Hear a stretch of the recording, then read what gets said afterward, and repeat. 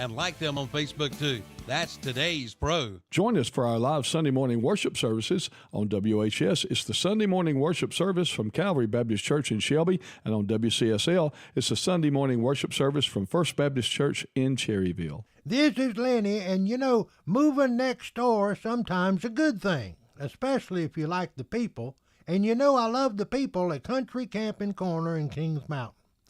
So they've made the move next door while celebrating our nation's 250th birthday. Happy birthday, America. The business and parts department's in the brick house, and the camper inventory's at the back of the property. So come visit their new location next door to the old location. Little moving never hurt nobody. I'm trying to get Mama to do it. The new address is 113 Oak Grove Road at Highway 74 Bypass Intersection. Go explore our great nation and have some fun in your camper from Country Camping Corner. Phone number 704-734-0595.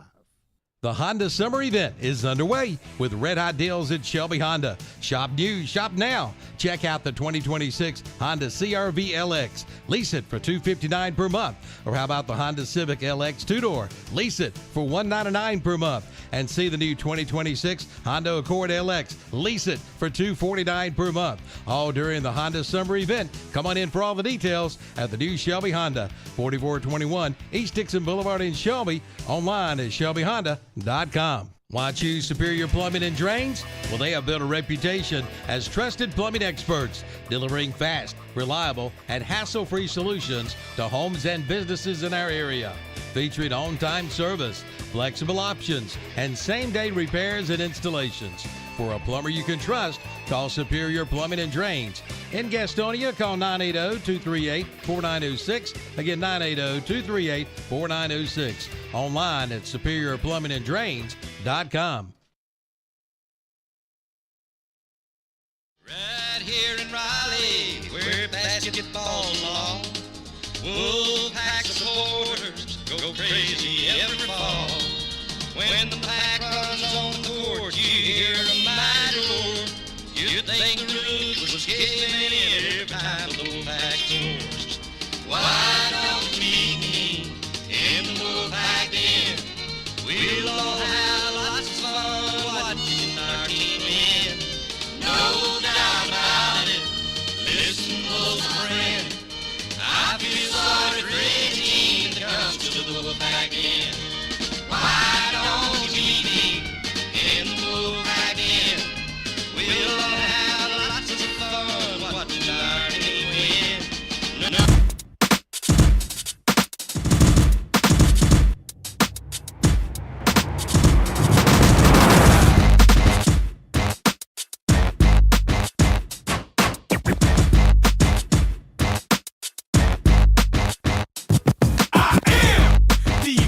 Man, I only do things incredible can, cause I am the seed of a chosen breed. You don't see too many like me, cause I am one of the reasons you do what you do when you wanna be me instead of you, cause I am still on beat, showing love to the streets. Come on, you know me, cause that's who I am.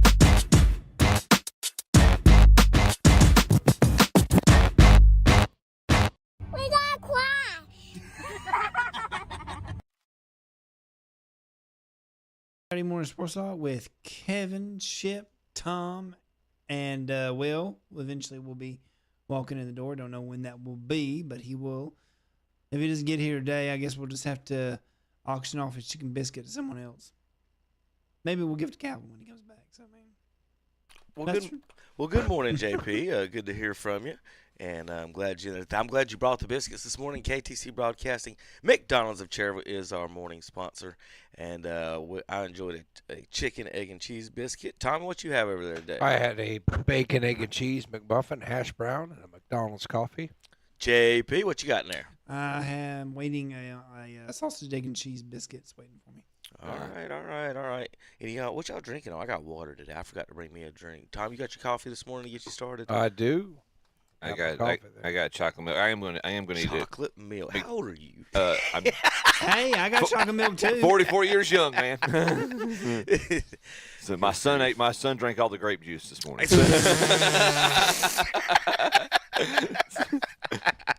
I'm also eating a McChicken biscuit if you were interested. Listen, to defend you, I do not like chocolate liquid at all. Oh, okay. But I would have regular milk and a grape juice, but way before I would have coffee. So I'll give you credit for that. I'm wired enough as it is. I don't need any There are coffee. some nutrients in the 2 drinks that you have. I don't know about the coffee. Are there good things about coffee, Tom? There's some health benefits to coffee, isn't there, Tom?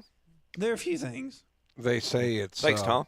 There's a, I'm trying to answer. I got a health food magazine one time. They say it's it makes you younger. It's anti-aging. We're getting older than Tom. You hear that? It's anti-aging. I'm reading here about DeChambeau, who talked about not playing in the 3rd round. I thought that was funny. Well, we're going to get to that and more. The 3rd round of the U.S. Open is Open Championship. The Open. I said U.S. Open. I said U.S. Open. Yeah. It's the British Open. It's not. It's not. The British Open. Not based. They get to decide. It's their tournament. It's not called that. We're calling it the wrong British thing. Open. Yeah. So It's okay. the Open tournament is in progress. We've got some DeChambeau controversy to talk about. We'll get to the leaderboards and that. Thank you for tuning in. Saturday morning, Shock Joxx on KTC Broadcasting, 92.9 FM, 1590 AM, ktcbroadcasting.com. The show is live on YouTube, Rumble, and Facebook. You can go back and watch a segment if you miss it. Your favorite sports. We cover NASCAR, golf, Major League Baseball, NFL, NBA, and a little NCAA sports, depending on what season it is. We'll cover that as well. And then also some fun tweets and more. I told you last week we were going to talk to a NASCAR spotter, Lauren Holmes. We were going to talk to her this morning. All right. So she should be calling here in just a few minutes. So I'm going to give JP a warning that there is a nice lady that's going to call and ask to be on the air, and for you to put her on, okay, please. Oh, there is one thing before y'all get into major sports I do want to mention. I want to give a shout-out to Yannick Sinner, the winner of Wimbledon. Still the world's #1, and you really see why. That was a fantastic match last Saturday where he went 4 matches with the German. I cannot. Lost the first one. Yeah. Lost the first one. He lost the first one, but he Zverev. came back in the came back in the second set, and after that it was a straight. It was over. Yeah, it was over after that. It was over. It's Blitzkrieg. Yeah. But to be honest, Against the German. Reverse Blitzkrieg. Yeah. But yeah, just again, Yannick Sinner, the world right now world's #1, and the Wimbledon champion of 2026. That was some of the best sports broadcasting you have honest, ever done I've ever heard in my life from you, Jimmy. To be honest, it was a match to behold. It really took me back when Federer and Nadal were always world's #1, #2 in the finals. It was always that was some of the best tennis we'd ever watched. How can he just be oblivious to half the things in the world, but he can break down? That was phenomenal. That's better than any of us could have done. Listen, the only thing JP does well for us is bring the breakfast and talk tennis. So we'll go to him for that, and I want to thank you for that. So JP, what was the last tournament called? Wimbledon? No. Wimbledon. It's a D, not a T on the end of it. Oh, Wimbledon. Sorry. You were so close. No, I'm not. That's why I know he's not. I'm not giving him. He's not getting an A for that. If you're gonna give all that and then don't pronounce Wimbledon I know. the right way. That's like calling a tournament. It's like London. That's like calling a golf tournament the wrong name, like the British Open. My mom's the same way when she says British Massachusetts. She says Massachusetts. My mom says Massachusetts. I say Massachusetts. Well, I would say most people in the South probably do say Wimbledon with a T. So That's fair. I'll give you some credit with that one, JP. Dynamite analysis, JP. But all right, we do talk NASCAR every Saturday morning. First, for our NASCAR fans who are listening on the air, just a few moments ago, joining us for our PRN at the track there before the show. This weekend, big weekend for the first time. How many years? Is it 44 or 46? A lot. I know I'm going to get it wrong. Yeah. North Wilkesboro Speedway will host a a points race this weekend, and we're excited to have the races here on KTC Broadcasting. As always, we'll have the coverage of those. We've got let me get to the weekend schedule. 30 years. 30. Exactly 30. The previous Cup time. Series points race took place September 29th, 1996. So, yes, 30 years on the button. All right, so I'm going to pull up the weekend schedule for the folks at home. If you are listening to the show on the radio, this show, again, is live on YouTube, Facebook, and Rumble, so you folks can check out and look at what we're looking at, the videos and the things. Saturday race week here in North Wilkesboro to this morning at 8:30. Parking lots of the Fan Zone open. Ticket office opens from 9 to 5 today. Gates and the suites open at 10. 11:50 a.m. Grid access to properly credentialed guests. 12:10 the Craftsman Truck Series driver introductions. 12:30 Craftsman Truck Series Faith Fest 250. NASCAR Cup Series practice is tonight at 5 p.m. and NASCAR Cup Series qualifying at 6:10 p.m. For today's action. Tomorrow's time, parking lots open at 12:30 in the afternoon. Fan Zone at 1.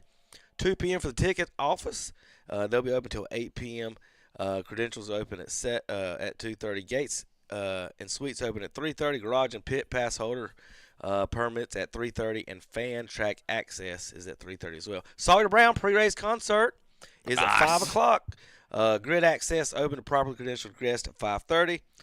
Driver introductions at 6:30, and NASCAR Cup Series Window World 450 stages 80, 265, 450, 281 miles of North Wilkesboro, Wilkes County racing here in North Carolina, and we're excited about that. Points. 7 o'clock tomorrow night. Window World 450, July 19th, 2026. 30 years, boys, 30 years. And I think if JP, which we haven't done this in a while. He's getting warmed up for high school football. High school football's coming up in a couple weeks, so he's got to get his interview buttons hit right there. If he hit all the buttons correctly, I should have NASCAR spotter Lauren Holmes on the phone. Do we have her? I'm pretty sure. Hello. There you go. Hey, good morning. Hey, Lauren, you got me? That's Kevin. Morning. Hey, Kevin. Good. I'm so glad we got you on. We talked about a little bit about you last week. I apologize for not calling you last week. So I told the guys that everybody's got to fuss at me. Oh no, you're fine. Well, tell us a little bit. Busy. Well, tell us a little about what you do, who you are, and everything, and what your jobs are in the NASCAR community, and for the ladies out there, I especially want you guys to tune in and listen to this part. Yep. So I didn't come from racing. I actually grew up in a small town in California, and my husband was a driver in the NASCAR West Series, and so that's kind of how I got involved. And it's been almost 20 years now. But like most people involved with NASCAR, I do quite a few different things. I drive my son-in-law is Todd Gilliland, and I drive his motorhome for most of the races. And then this year, I started second spotting for Ricky Stenhouse, and that's been super fun. I think I'm definitely not the only female that spots in racing, but at this point, I'm the only female that spots in NASCAR in the upper divisions, I would say. Mm-hmm. But wow. Yeah, so my husband worked for Ricky Stenhouse, and I kind of just fell into that. I spot for Jeremy Clements also in the O'Reilly series, so I've been in that for about 5 years now. But super fun. I love NASCAR. So a lot of people will have a lot of questions about exactly as far as spotting duties. Mm-hmm. Do you primary for someone, or are you secondary? No. You do both, and how does that work? And what is your job exactly? How do you help the driver the most? That you think you're helping them the most? Yeah. So I'm definitely not the primary spotter. I'm definitely not ready for that, and honestly, I'm not really sure I want the responsibilities of that. Got you. So for most road courses, and then places like Indy and Pocono, we have more than one spotter. So my husband, for example, is Ricky Stenhouse's primary spotter, and so next weekend, I actually am going to be his second spotter at Indy, and I will stand in turn 3, and Eric can't see the whole tracks at Indy because of trees and the pagoda. So I stand on a tower down in turn 3, and then I talk half the track and let the driver know where other cars are at, who's inside, who's outside. If I see someone that maybe has a flat tire or if they're wrecking, just let the drivers know. You're kind of like air traffic control for the driver, I would say. So actually, Ricky, we have a really like stout group. There's 4 of us that kind of rotate spotter wise. So Eric is always primary, and then there's 3 of us that will do different areas of like Watkins Glen and Sonoma, Coda. That's about all we have this year. Like the trucks did Lime Rock last week. They had a couple spotters, Sebring. So, yeah. So are you in going to North Wilkesboro this weekend? I'm going to go tomorrow. Okay. I didn't go yesterday. It's kind of warm outside. Yeah. I went to Usher and Chris Brown last night. So I went with There my you go. girlfriend. Will, is that where you were? Heck no. I can't get It was Will. so good. Well, I'm sure it was. Was it predominantly mostly women crowd? I guarantee you. Yes. So if you're, women I'm just like for the guys out there, tips. You might the single fellas. Those are the concerts you might want to buy tickets for. Most of the guys There were guys, but majority women, yeah, for sure. All right, so was it worse than like a Taylor Swift concert as far as? No, I don't think so. I got you. So do you have any responsibilities this weekend as far as spotting or anything? Nope, not this weekend. Okay. So I'm probably like on the totem pole. I would say I'm probably number 3 or 4 as far as like spotters for Ricky. Gotcha. And I, after Sonoma, I threw my name into our crew chief and was like, man, I do a pretty decent job, I feel like. And I was like, I just want you to know that like I'm interested in doing Indianapolis because they only have one other spotter, right? So I am definitely like the low man. I'm the new one to the team. Sure. And I got a text message a couple days ago saying that I got picked to be the spotter. So I'm pretty stoked about that. This is my 4th year spotting Indy. So I definitely feel better than I did on year 1. It's legitimately so hard to spot Indy. So when these larger tracks you're talking about, the Pocono, the Indies, and with these multiple, you're obviously have like a tandem and a team that you're doing. Are y'all all on an open radio channel all the time, or is it based on? I mean, I'm sure there's got to be communication between y'all to make sure you're not stepping on each other verbally. But and I guess that's just part of the art form of it. Yes. So Indy is a little bit easier actually to hand off because there's really 2 of us. Okay. And so we wear 4 radios. We have a NASCAR radio. We listen to ourselves because we're hitting buttons. So like to make sure that we actually are being heard, we have a radio that just scans our channel 1. So we have a channel 1 and a channel 2 radio. And usually we have points on the track, like there'll be a sign or like a braking zone, or we visually pick a spot, and this is kind of our handoff area. Like if someone is talking, whoever's talking will stay. Like someone can click a button and be talking and not being heard. So then when the other person lets go of their button, that person will just seamlessly take over. Gotcha. If that makes sense. Okay, very cool. And you so said go ahead. Definitely, there's enough time. Like, there's not really any crossover there. But places like Sonoma, I did turn like 3, 3A, 4, and like going into 7. And my husband was the person that picked up after me. And so, like, if I was still talking, he just wouldn't talk until, like, I handed off when it was, like, clear to not talk. Okay. I was about to say, did your husband learn not to talk when you were talking?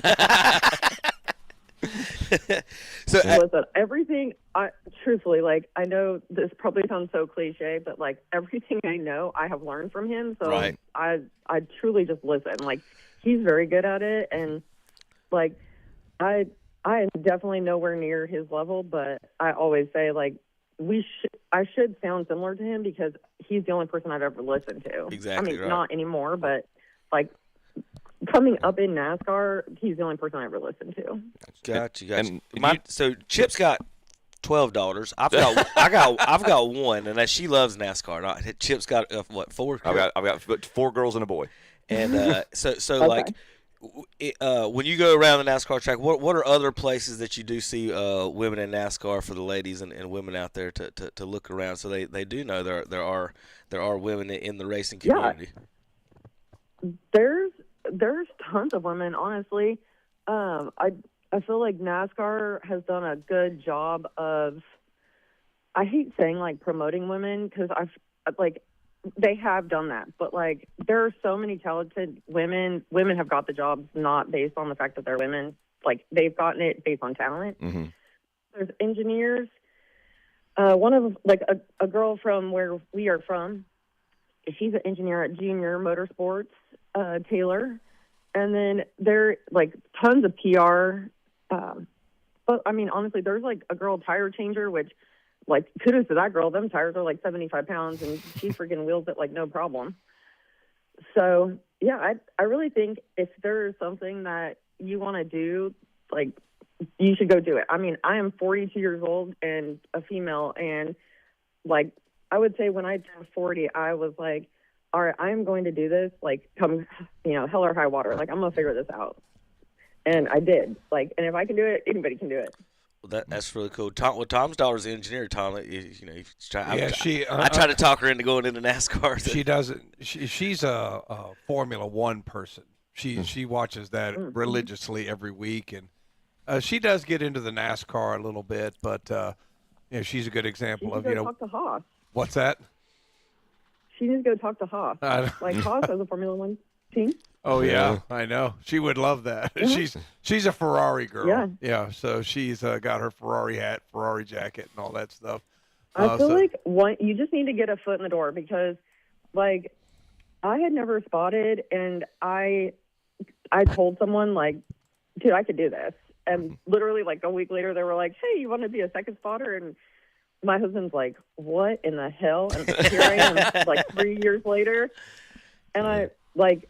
And literally spotting Cup, like I never spotted like, and this is probably not the way to do it, to be honest. But like I've never spotted a late model race. Like I've never spotted like any lower divisions. Like my first time I ever spotting was in the Xfinity Series. Wow. At the time. And you said you were doing, and you're doing spotting for Jeremy Clements right now in the O'Reilly Series. Is that right? Yep. I'm his second spotter. Okay. So my primary spotter is Richard Coleman. He drives Christopher Bell's motor coach. Mm-hmm. And so I had seen him in the motorhome lot. So our oldest daughter is married to Todd Gilliland. Okay. Gotcha. And so I always saw him, and he was stressed out that he didn't have a second spotter. And I was like, well, give me a radio. Like I'm on a radio every weekend listening. Like, how hard can it be? That's awesome. Let me tell you. I have questioned my life decisions more than I think my second race I ever spotted, like ever, was Indy, like 4 years ago. Wow. My husband's like, are you okay? I'm like, I don't know if I'm going to puke. I don't know if I'm going to cry. Maybe all of the above. Like what was I thinking? And then all of a sudden, like, the next thing you know is it's green flag and you are just like talking. You're just on. So, so that's great. Well, then I'm like, okay, and now here we are. Now I think I've done 28. I'm going to do 28 races this year. Wow. Throughout the series.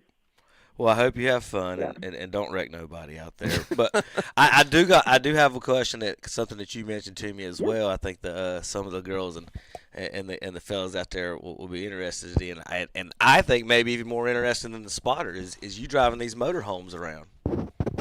Yeah, that's a wild story too. So Ricky was looking. So like this, my husband has been driving Todd's we've been doing it for like 5 years maybe. Ever since he's been in Cup, we've been driving, we said we're going to do 10 races and it turns into 20. And then now this year it's like almost all of them. But Ricky was looking for someone to drive his motorhome like 20 races this year. And all of a sudden I was like, Eric will do it. And Eric looked at me and Ricky looked at me and Ricky looked at Eric, and I was like, he'll do it. I'll drive Todd's. And so I got 3 like 5-mile lessons like around my house, and Kevin, I know you know where I live. Like, my driveway is not ideal No. for any of this. And so I literally just, like, went around the block. I live in, like, a freaking construction war zone at the moment. Mm-hmm. So I did, like, 3 laps around my house, and then I drove to Daytona. And so it's a motorhome and a truck and a golf cart. We're, like, 79 feet or something like that. We're just under 80 feet. And so I grew up on a pig farm in California, and I grew up with cattle and driving big stock trailers. So driving, like, trailers and stuff doesn't it doesn't bother me. I'm very good at it. And so I just was like, oh, what the hell? It's just a motorhome. It's just big. And so now I'm driving this all for I also am probably the only female in the motorhome lot that drives a motorhome. That's awesome. Have you put any scratches on it? And did you say Rubbins Racing? And did you say Rubbins Racing when you God, did? you're like jinxing me. No, I'm not trying to cheat. I was just curious. Like Kevin. I would have already put like 10 scratches on just every time Rubbins Racing and just kept on going. There's been after Nashville, we took both of the motorhomes to Kentucky and we did the bourbon tour. And I'm like, man, these Kentucky roads are, like, no joke. There's the white line, and then there's a 2-foot drop. Wow. And I was just like, I think I closed my eyes about 3 different times at one point. Like, I'm like, that was not fun. Just white knuckling it through Louisville. Oh my God. Yeah. I was like, where in the hell is this campground? And it's like beautiful campground on a river. And I'm like, of course, it's not an ideal driving situation with a 45-foot motorhome and a truck. So, but Eric says my biggest flex in life is parking a trailer. So I try to park both motorhomes every week just for practice, because I'm sure y'all have seen the memes where, like, people can't park, but then if you go to, like, NASCAR at Bristol, like, the trucks are all 2 inches apart. Right. The motorhome lot, the slides are like 2 inches apart. And so I'm trying to perfect my motorhome parking skills these days. Nice. I told you I thought that might be more impressive than the spotting things. Because I know I would have done hit everything. Well, to me, we talked about this just briefly last week when Kevin told us we were going to have a chance to talk with you. But like the overlap, or like the multitasking of different roles with the spotting and doing the motorhomes. Like the first time I ever noticed or really paid attention to spotters when the broadcast sometimes picks y'all up on the background was the historic Pepsi 400 race after the year 2001 after Dale Sr. had passed away, and you hear Dale Jr. Goes from 6th to 1st there, 6 laps to go. Michael Waltrip comes his teammate comes behind him, and the whole time you hear Ty Norris, and I'm like, I wonder this guy Ty Norris. I wonder if he does anything else other than spot for Dale Jr. And I'm like, yeah, he's like a senior vice president executive in DEI, so he's got several different responsibilities, I'm sure. I feel like some people have multiple jobs, right? Mm-hmm. Like, and other people don't, or other people don't. I feel like for me personally, I was like, I want to go to all the races. NASCAR was not anything I had on my bingo card in life. And a couple of years ago, I like told myself, girl, you need to figure out how to like make yourself valuable so that like I can keep going. And no one, like at this point, they're not going to tell me I can't come because I do too much. Yeah, right. You've made yourself indispensable. I've made myself valuable. Yeah, you've made yourself indispensable. That's what JP did around here. That's right. Well, and like, good job, JP. Thank you. Like, I feel like I get spotting jobs too, and like I probably would never have gotten this far if I get them because I'm there, right? Mm-hmm. Like, I don't cost someone money in travel because I'm already there. Mm-hmm. So, like, that's another way to really, like get jobs, right? Like, I'm already there. You know, it doesn't cost me anything. There's no travel. They don't have to get me a hotel room because I already have one. Like, the motorhome driver gets the driver's hotel rooms at each race we go to, mm-hmm. for the most part. I think that's how it works in our life, right? Like, I get Todd's hotel room. So, like, that's just another benefit to, like, I'm already there, So then if, like, say today, like, I'm not at North Wilkesboro today, but, like, if I was there and say someone's sick, right? Like, people get sick, then, like, oh, okay, well, then I'll just go up and spot. Like, I'm there. Gotcha. Right. So, and then, like, there's other things. Like, I know this is probably super cliche, but, like, I literally put in, like, I have in our motorhome, like a little carpet cleaner thing. Mm-hmm. And then, like, one of the motorhome drivers, like, spilled something in there, and they were freaking out. And I'm like, dude, I got a carpet cleaner. Like, I'll just go do it. Like, I don't really care. Like, it took me 10 minutes. But then all of a sudden, like, now I got other people reaching out. And I'm like, okay. Go in there, cleaning carpets. Now you're cleaning motorhome carpets. Yeah. All of a sudden, I was like, I made $1,000 this weekend cleaning carpets. That's awesome. Okay. in other responsibilities as a sign, that falls under that job description. Well, the race in North Wilkesboro, the first time in 30 years. And do y'all guys got any favorites or picks to pull one out this weekend for the first one? Oh. We got to put you on the spot. I know that's what. I don't know. I feel like Blaney Bell probably will be good.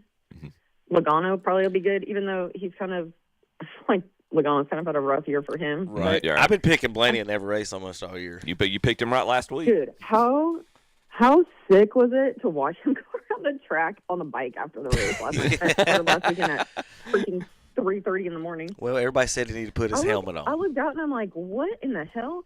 And I'm like, oh my God, Blaney's on a freaking Harley out there, no helmet. I'm like, that's what he's going to be doing in his next life right there. That's awesome. Well, there you go. The mustache. I'm like, oh my God, this is amazing. So you are going up tomorrow to watch?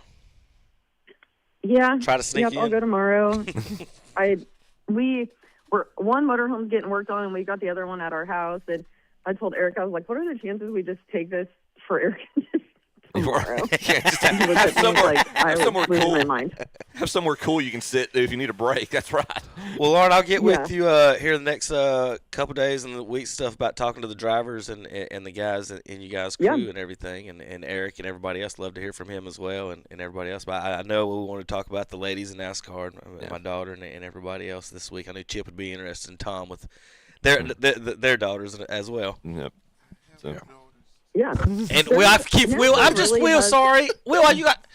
Yes, I'm thinking about you boys. NASCAR has a spot for everybody. Like, you just have to like put it out there, right? Like, like I said, I was definitely not someone's first choice, in my opinion, to do Indy, and then I just was like, hey, like, I feel like I've done a good job for y'all. Like, I just want to be considered. Like, that was my biggest thing. Like, as long as I know I'm being considered for things, then like, I'm getting somewhere. And they text us and said that, and I like freaking almost cried with joy. Like, I couldn't believe it, but I should believe it because I feel like I've worked towards it and I want to be there. So like, if you want to be there, like, go put in applications.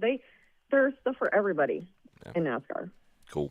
Well, thank you. And there's a million teams, so like, there's lots of avenues. Yeah. Well, thank you so much, and tell Eric hello, and you guys be careful this weekend. I may be up there tomorrow. I'm trying to, talk some people into going up there. Yeah. If I can. Asked you last week, was you going? I may be up there. I'm trying to get up there. I might have to come by myself, but I'm trying to get up there. So maybe I'll see you up there. We can talk about it. Yeah, it can't be very far from y'all. It's an hour. It's not far. Yeah, 35-ish from here. There's no road that goes there. There's no easy way to get there. It's through the country, but it's a beautiful drive. Yeah, it is. I mean, there is a road. If you don't mind the mountain drive, it's a beautiful drive. All right. Well, you have a good weekend. Not in the motorhome. That's right. Yeah. Well, you have a good weekend, and I'll talk to you and see you next week. Thank you for your time. Thank you. Y'all have a good day. You too. Thank you. Bye. That's pretty cool. Lauren Holmes, wife of Eric Holmes, and NASCAR spotter, joining us on the show today. Talk a little NASCAR. All right, guys, North Wilkesboro. Yeah. What's the odds so we can make our picks? And I'll pull the standings up real quick. Congratulations last week on your Ryan Blaney pick, by the way. Where were they last week? Atlanta. Atlanta. That's right. I forgot about that. Looking at the standings real quick, and I'll give you the odds. Ryan Blaney's creeping up on Tyler Reddick and Denny Hamlin. Denny continues to lead. He passed Tyler a week or two ago. He's 791. Tyler Reddick second at 767. With Blaney's win last week, he's now third at 726. Ty Gibbs, Chase Elliott, Kyle Larson, Chris Buescher, Carson Hocevar, Christopher Bell, and Chase Briscoe round out the top 10. Daniel Suarez, William Byron, Bubba Wallace, Austin Cindric, SVG, and Eric Jones would be in the playoffs right now. Joey Logano would be the first driver out, to Lauren's point about him having a little bit of a rough year. But looking at the odds for this week as they return to North Wilkesboro after a 30-year break, Kevin, go ahead and pick your guy from last week. Ryan Blaney's the odds-on favorite. This is as of 3 hours ago. He's 4.5 to 1. Denny Hamlin and Christopher Bell, 5 to 1, both of them. Kyle Larson, 8 to 1. Joey Logano, Lauren knows her stuff. That's probably the best odds he's had all year. 12 to 1. Chase Briscoe, Chase Elliott, Ty Gibbs, and Tyler Reddick, a crowded field at 14 to 1. William Byron, 16 to 1. I love what the caption in here in the middle of these odds. Can Carson Hocevar go drama-free for all these laps? Carson Hocevar, 25 to 1. Bubba Wallace, 30 to 1. Chris Buescher, Ryan Preece, 40 to 1. Yeah, we're getting pretty high after that. So there you go. So here's the thing about Hocevar in this one. Mm-hmm. He don't need no help. He don't need nobody to push him somewhere. He just needs everybody to get the F out the way. Out of the way. Now, that's not saying somebody might not hook him or put him in the wall. That's true. But he don't need no help to win the race. So I need no stinking. That's awesome. So take it as you will with that one. All right, who y'all got? William? I'm going to take the 30 to 1. I'm going with Bubba Wallace. Go with Bubba? No Tyler. No Tyler Reddick? He's gave up. Oh, he's trending down. Tyler is number 2 in points. And been at the top of the points all year. Oh my, the mighty have fallen, basically. he was running away with it about 5 weeks ago. Just got him ran away. Tommy? Let's go with Joey Logano to try to turn things around. There you on go. His rough campaign. No, hold on. Not on these tracks.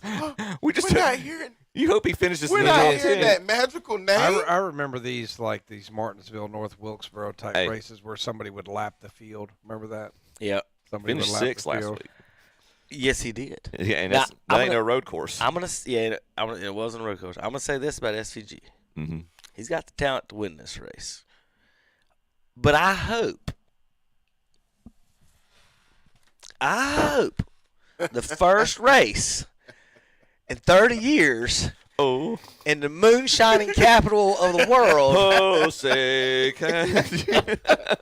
we ain't gonna let this Aussie come up here and push us around the track and Junior Johnson's ghost washing in the stands. He's from New Zealand. Whatever. But he ain't coming across that ocean to win in North Wilkesboro. I hope he has a good weekend. He's not going to win unless it's a road. But I don't know if we got any country boys like that anymore that would put him in the wall.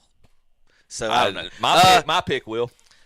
Blaney did ride around the track last week without his helmet on, so she's talking about. I don't know if you guys have seen the videos. Cool video, but like you said, if you're anyone in charge of him or has any ties to him with money wise, like, hey, bro, we might be putting that into the contract. I saw you down a couple of beers a few while ago at the post race. Yeah, right. Now you just hauling ass around on your motorcycle without a helmet around Atlanta. So I don't know if they should have a problem with that. I'm not picking him this week. I am going. Hey, Tom, you went Logano? Yes. Logano to get back in the top 16.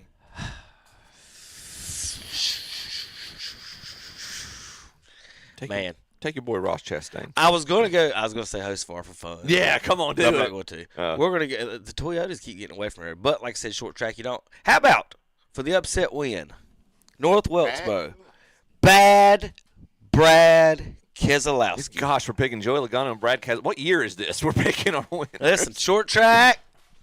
I'm giving the Ford the chance. Well, they're racing at North Wilkesboro. What year are we in North Wilkesboro? I'm giving look the at there. Ford Is the there a chance. Ford in the top 10? Probably not. Ryan Blaney and Chris Buescher. Blaney and Buescher. I was leaning a little bit. I was looking for a 5th or 6th place Toyota, but Toyota is That's got to they're be dominating. The thrill Give- right give now. 5 of me- the top 10. Chevy's 3, and then Ford 2. What you got, Chip? Give me Denny Hamlin. I'm going to take Denny. All right, that's it for our first segment here at NASCAR. We're going to come back. We're going to talk the Open right now, live on Literally. KTCBroadcasting.com. It is live right now. The Open. The Honda Summer Event is underway with red-hot deals at Shelby Honda. Shop new, shop now. Check out the 2026 Honda CR-V LX. Lease it for $259 per month. Or how about the Honda Civic LX two-door? Lease it for $199 per month. And see the new 2026 Honda Accord LX. Lease it for $249 per month. All during the Honda Summer Event. Come on in for all the details at the new Shelby Honda, 4421 East Dixon Boulevard in Shelby. Online at ShelbyHonda.com. Sure, accidents happen, and if it happens to you, Cherry Auto Paint and Body Shop in Cherryville is there to help.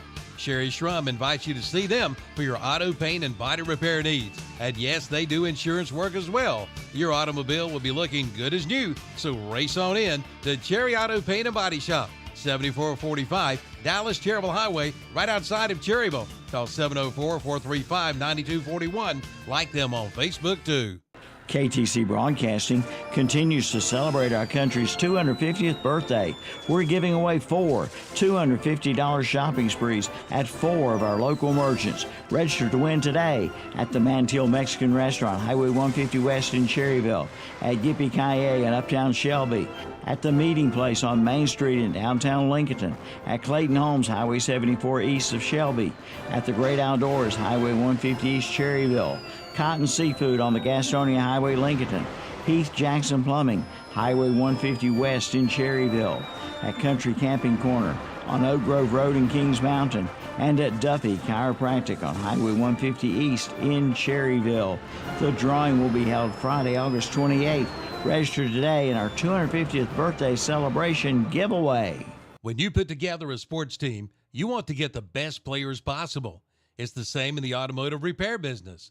You want to assemble the best mechanics, and they have at Oak Grove Auto Sales, Service, and Body Shop. The very best technicians and the very best in auto body repair. And insurance work is welcome. They can do it all. They have the best team ever assembled. Come see for yourself. Even tires, too. At Oak Grove Auto Sales, Service, and Body Shop, 522 Oak Grove Road in Kings Mountain. Online at oakgroveauto.com. Like them on Facebook, too. A Carfax top-rated dealer for sales and service since 2019. You got to check it out. The Lithia Creek Tavern at the Lincoln Country Club in Lincoln.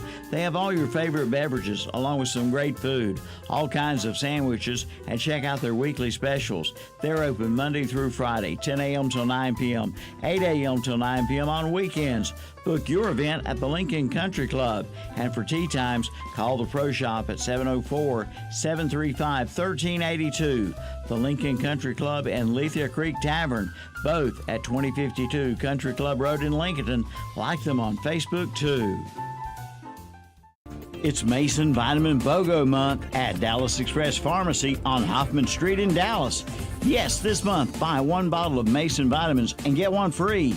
It doesn't get any better than that. And Dallas Express Pharmacy has local honey now. Get yours today.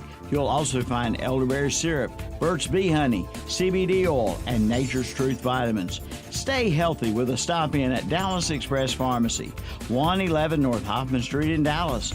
Call 704-922-3001 for Dallas Express Pharmacy. And we're back on Saturday Morning Sports Talk with Kevin in the game. What you know about golf, JP?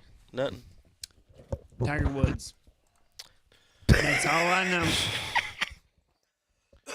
That's all I know.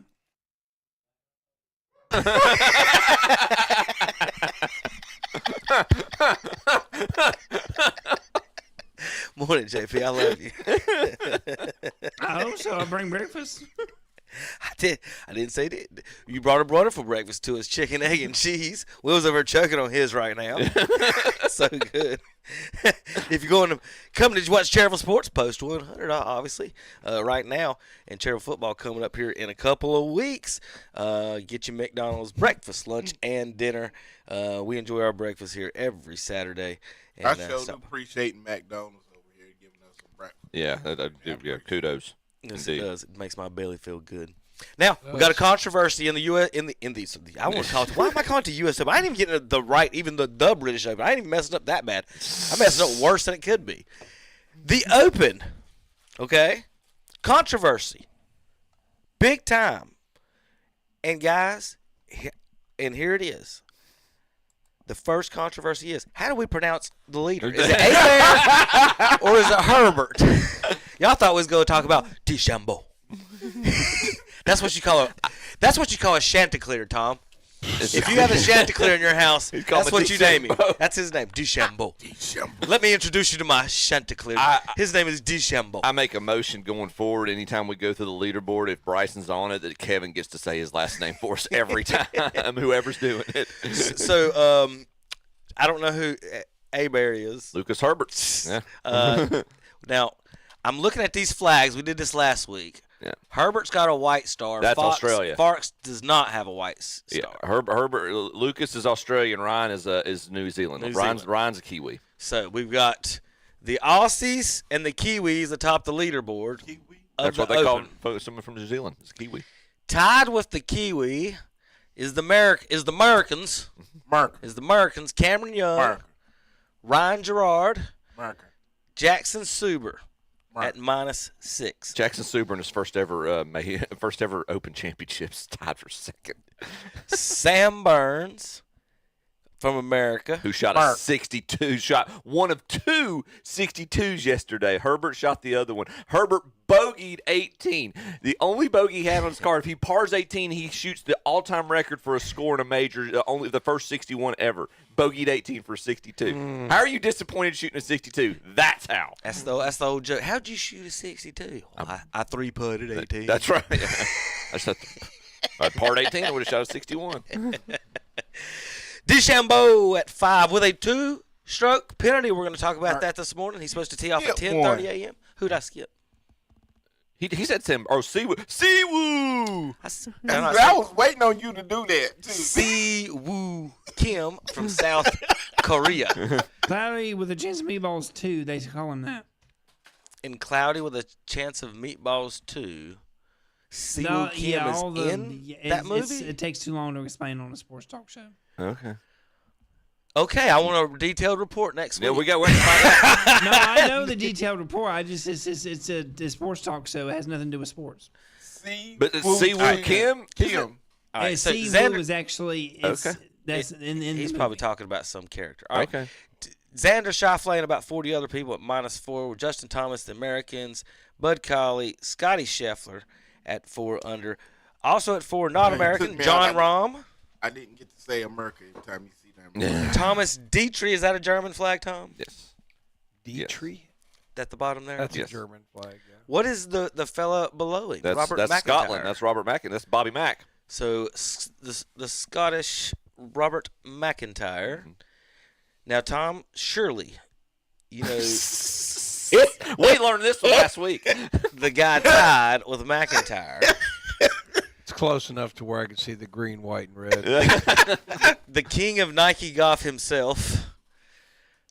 Oh, you want to pronounce that one for me? Gosh, Kevin. Tommy? Molinari? Yeah. Yeah, Francesco Molinari. That's what I was asking. Yeah, okay. I thought you wanted me to do the José Balles. No, I wanted the Italian accent, Francesco Molinari. Like I want to hear it like I was ordering dinner. Molinari. There we go. Nice. José Ballestar is tied with 20th with a bunch of other people at -3. Lowry's in there. Spawn. Oberg with an A is in there. Yeah. And Dracula's brother, Rasmus Nergard Peterson, is in there. All right. And Sung J M, he's in there. All right. Golfers are fun. All right. So let's talk a little bit about. You know what? I don't see that flag that got Chip in trouble last week. They must not play golf out there. Which one? That? Switzerland or the Norway one that I thought I mentioned as a cross, even though it had no cross on it. Switzerland, you moron. Well, let's find us some. Yes, Will, that was harsh. Let's find some DeChambeau controversy. Oh Lord. That's why I retired. That's why I retired from teaching. My patience is gone. All right, You so are a moron. It was funny. We talk junk to each other. Yeah. So we go to the video of DeChambeau. DeChambeau. Now, Chip, you want to explain kind of the rules on loose impediments, things that are not loose impediments, So- improving your lies, improving your swings? From my understanding, the RNA's ruling, the RNA being the Royal and Ancient Golf Club, the group who organizes or orchestrates the Open Championship, their ruling was that had nothing to do with where the ball was. And not even this was part of it, but even before this, that DeChambeau, he missed way right, as you can tell. He's in the weeds, and they were trying to find his ball. He actually hit a provisional because they weren't sure if he was going to find his ball. He got in here and started trouncing around, and there's commentary about how harsh or how heavy he's stepping all over the place, and so he's knocking down a lot of the tall grass around the area.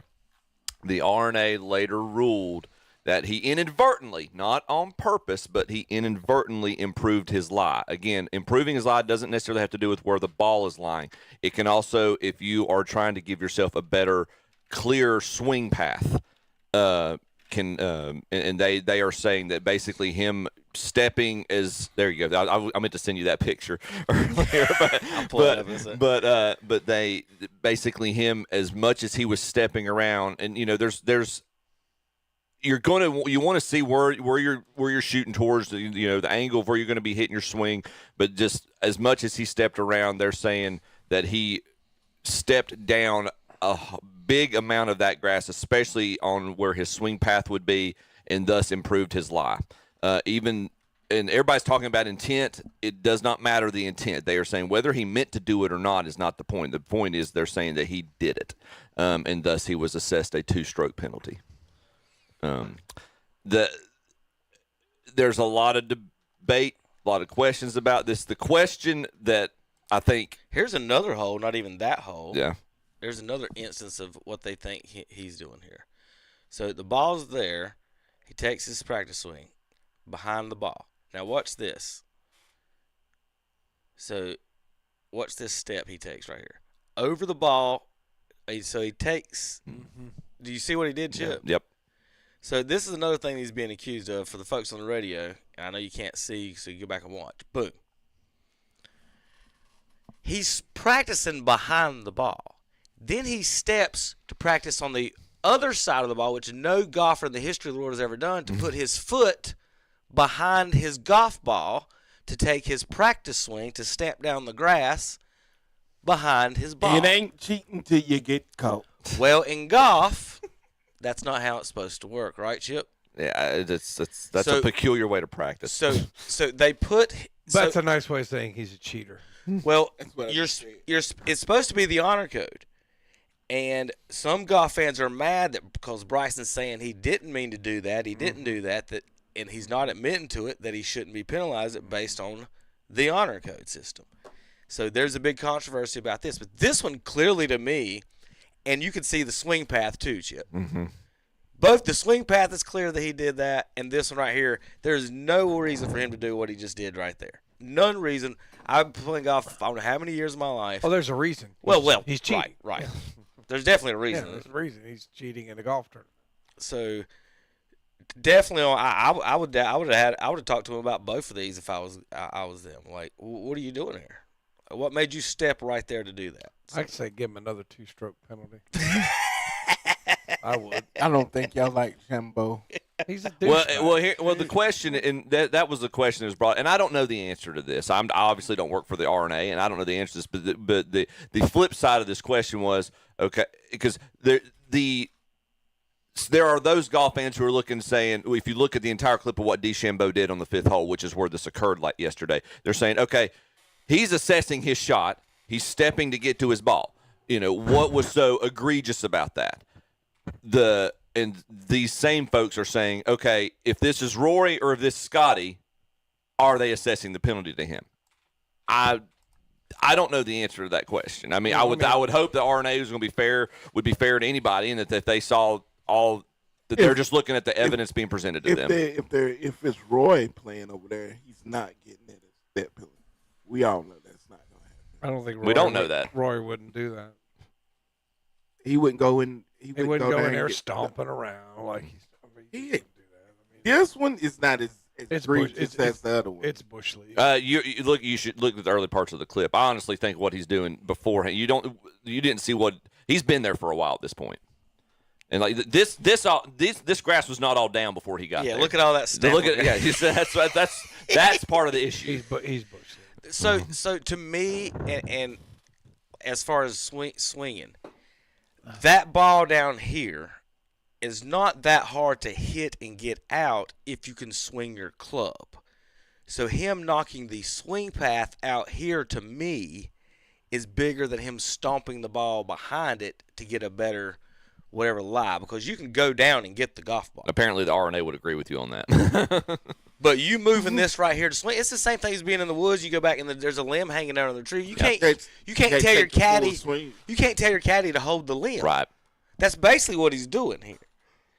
And so to me that because when he goes back and he comes through, that might cause him to miss the ball on his swing. That grass will grab it. Right. Yeah. Or it barely go to He him. might not even touch the ball at all because of the swing path thing. The ball being down the grass, him stomping on it, to me isn't as bad. It's still a penalty, but the swing path thing is definitely, to me, something that he dang did. I was at work yesterday and missed this whole thing, and I thought we were going to be talking this morning about the fact this is only the second time ever in history that there had been 262s shot in a major on the same day, and that's not even part of the story right now. So yeah, I don't, and I mean he's still in it. I mean, he's at 5 under. He's only 3 off the lead. The first one I showed you when he went back and they showed the path. The swing path was the one I thought was the damaging one. Here's the question that's going to be curious, and this one right here. This is where Golf Channel will get. I mean, and he's been there a while. At that point, all this is marked down, right. or chopped, or stomped on, or stepped on at that point. Look, I mean, he stepped on the part right there where his golf club was going to swing at. Boom. Mm-hmm. And again, as the RNA said, because there's. This that became the point of debate I saw on social media last night was, well, he didn't. How can you tell? He's trying to assess his shot. He didn't mean to do that. Intent is not and that RNA acknowledged that. The intent is not the problem. They are stating he inadvertently did this. Well, Chip, I didn't mean to hit it out of bounds. I'm going to start doing it. Yeah, I didn't mean to hit it in the water. Right. Like, what do you mean you didn't mean to cause a pit? Nobody. Jeez. But this is the funny thing about Bryson too that gets me is he's the champion of the I'm going out late and I'm going to hit 1,000 balls on the tee range. Well, he's sitting there. Well, he sat there, and apparently at one point in the argument, they were trying to read what he was saying to them, and he told the organizers, or told the rules officials, he said, "If y'all give me this penalty, I will not play tomorrow." That's why there was a big to do about whether or not he was actually going to play. Give him the penalty. Go ahead. That didn't hurt their feelings. Yeah, I was about to say. All right, okay, well. So Chip, I like seeing the argument online about golfers will argue about should you spend more time on the range, more time playing. And always in my life, yes. I've always been the playing guy. I always go play because there's no almost every shot on the course is not flat on a range hitting straight at something. Like you're on the side of a hill, you're in the rough, you got a good lie, you got a bad lie. So, like, playing is way more better to me. But I get it. So, I like to – if I'm going on the ranges, to me it's a warm-up thing and get loose thing, make sure I'm hitting my shot solid thing. I would much rather spend an hour or two putting and chipping than just pounding drivers and stuff. Like, this man is 40 years old and can hit it 350 years old or 350 yards. At what point, Chip, do the oh, my God, I can't hit the driver straight? Like what is he doing? Like, I don't get, as a professional golfer, real quick, what they're all out there hitting so many drivers for when you know you can walk out there, I'm going to hit it 300. And, like, it's not like, if I've hit a million shots in my life and you ain't figured out by now, you're not going to hit 100 more and be like, oh, got it, Will. There's the magic one. I found the swing. I'm going to do it the rest of my life. I would still say even the pros, they have if the best ball striker of this generation is Scotty Scheffler. This is weird, the after the round thing to me. Well, the before the round hit, whatever. But yeah, I disagree with that because if you go back a few months to either into the second round or the third round at Augusta, Rory, who's he had a 6-shot lead going into Saturday, the biggest lead of all time going into the weekend at Augusta. At the end of Saturday, he's either tied for the lead or has a one-shot lead. That lead evaporated. So he he acknowledged in interviews. He said, "There was apparently if there's and to answer your question, if there's a persistent swing flaw that you're seeing you're doing in a round that you're just trying to get, you're not going to simulate course conditions. But if it's something with your swing that you have consistently done throughout the round, and that's what Rory said. He was like, at the end of the round, I was pulling a lot of my drives. Harry Diamond, his caddy, he's like, well, let's go to the range and let's go clear ahead and hit some balls, and kind of reassess where we're at. He says, and I had an adjustment there. He said, and that helped going into Sunday. So again, that would be. I think I could see that. Yeah. I think mostly it's mental. It is. Oh yeah. I mean, that's part of it too. But I get like, hey, I'm pulling the driver right now. Let's go aim a little right or left. Let's go figure it out in range where I should aim. When you're hitting, I get that. And when there's, but this dude is not doing that. Well, and some of these dudes are not doing it. Here's my point. I think that would be a lot better if he would go back to the hotel with a nice, beautiful woman and relax for the night, have some wine, and chill out. As opposed to go out, like what I'm saying. He's got to go out there and walk and compete tomorrow. Your body can only take so much. You're how many 100 miles away from home, and you're out here hitting balls. You're 2 off the lead, and you're just mad because they gave you a penalty, and you're wasting time and energy. And it's just, to me, it's a time and energy waster. But that's that's also with me. When I ain't never seen Tiger Woods hitting after the range. Him and the blondes get in the car, take some pills, and head off. Here's the difference. Here's the difference. Phil Mickelson too. Where is Tiger Woods right now? With Phil Mickelson and some blondes. That's where he is. Phil's not playing in this either, is he? I just told you where they're at. He's not. They're at the Kings Mountain Casino down here. Phil's Tom. got some other issues going on right now. He's got a lot on his plate right now. Women issues, Tom. Women issues. They all have women issues. What a shame. But no, I was just like, again, after a long round, to me, a little rest and relaxation might be a little bit better. And to your point, but that is relaxing if that's what you like doing. That is, and he's a psycho. Well, I get it. I've played around and been like, man, I suck. And like to your point too, Rory talked about the same time because everybody after the third round Saturday this year at the Masters, people asked Rory because he went from a 6-shot lead to like a 1-shot lead or tie, and they're like, are you stressed out? Are you worried about it? And he's like, I won this last year. He's like, I can go in the champions locker room and have my club sandwich. No, I'm fine. So he had a better mentality about it. He went to the range for a specific purpose in that scenario, and who knows what? Maybe Bryson's doing the same thing in that. Who knows? He's like to Will's point, maybe that's a way for him. If he's got a lot of pent up frustration from all this, maybe he's just clearing his head, right? Let me go beat the fire out of some golf balls for a minute. I go to the range just have a bad day at work. I'm going to the range. Yeah. I get. So I get your point too. You get away from it as well. Relax. As long as you don't do this, so you can go in and hit 100 golf balls. Drive it up to this little hole. Oh, Jordan. And then go 0 for 1, 0 for 2, and then 0 for... I feel so bad for him. I've been there. That's the guy. He won this tournament the last time it was at this location. He won this tournament. All right, so I could fix his putting right now. I've seen this clip one time, and I already know what he's doing wrong. To quote Kevin Kistner, it's a 3-foot putt. Put it in. Right. Well, I'm look at it. First off, he's a psycho because he's lining this joker up. He's. I don't want to 4-putt it. Everybody's going to be really laughing at me. Jordan, buddy. So here's what he does, Chip. He's slapping it. Watch this. He ain't even stroke. It's a slap.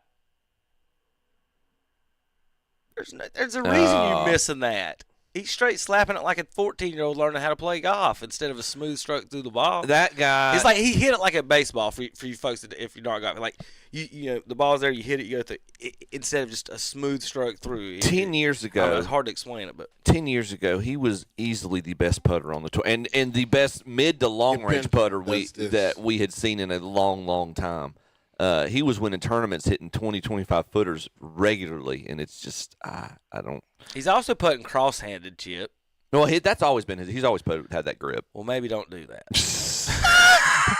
I'm not going to tell a guy who's won 3 majors and is a PGA Championship away from the Grand Slam to change his putting, except his putting grip. Well, they'll all change to everything else. Change that. I mean, come on. They'll do aim point. They'll do aim point and then hold the putter on. Come on. Duh. No wonder you can't. Okay, well, watch this also. The point of holding it backwards is so you don't break your wrist, too. But he breaks Watch his wrist breaking his back. I mean, it just crumbles. Break. All that. Like, dude, that's what I'm telling you. Speaking, he needs he needs to go to he needs to go to putting green with a psychologist. That'll save more strokes right there than Guys, we're on 61 watch right now. Ryan Fox just went to 7 under through 16. If he birdies the last 2 holes, he breaks the record that they tied yesterday and shoots 61. And he's got a par 5. And that's with a bogey. If he doesn't bogey, he just needs one more birdie to shoot a 61. Wow. Oh, I like Ryan's a super nice dude. He and his caddy both talked to Lindsay and I at Quail Hollow this year back in May. They're super good dude. I like Ryan. So, what do you know about the 1-ball rule, Chip? 1-ball rule? So you have to play the same ball. Yes. Mm-hmm. You have to play the same exact brand, everything. Okay. Yes. So like, I'll let this Tom. What Tom calls a British guy, Chip says is just an open guy. Explain it. There's a rule in place at the Open this week that you'll never ever see at your golf club, and it's all to do with this. Take a look at the local rules for the Open and you'll see Model Local Rule G4, but you might know this better as the 1-ball rule. It's really only ever used in big tournaments, and it says each shot you play in a round must be played with the same brand and model of ball. So if I've got a TaylorMade TP5 and I tee off on Thursday with this at the first hole at Royal Birkdale, I have to use this brand of ball for every shot I play during that opening round. If I lose it or I put another ball into play, it must be another TP5. If I use the TP5X, I've breached the rule and I'm going to be in trouble. This rule is so strict it even governs colours. So if I start with a white ball, for example, I can't change to a different colour during the round. That's racist. What happens if you get this wrong? Let's say you start with a TP5, lose it, rummage around in your bag and discover later you've put a TP5X into play. Well, you're going to start getting penalised shots, and the shots can soon start adding up. You add on a stroke for every hole where you've used a different make or model of ball, and once you've realised it, you have to fix it by putting the right brand and model of ball into play by the time you tee off on the next hole. If you don't, you'll be disqualified.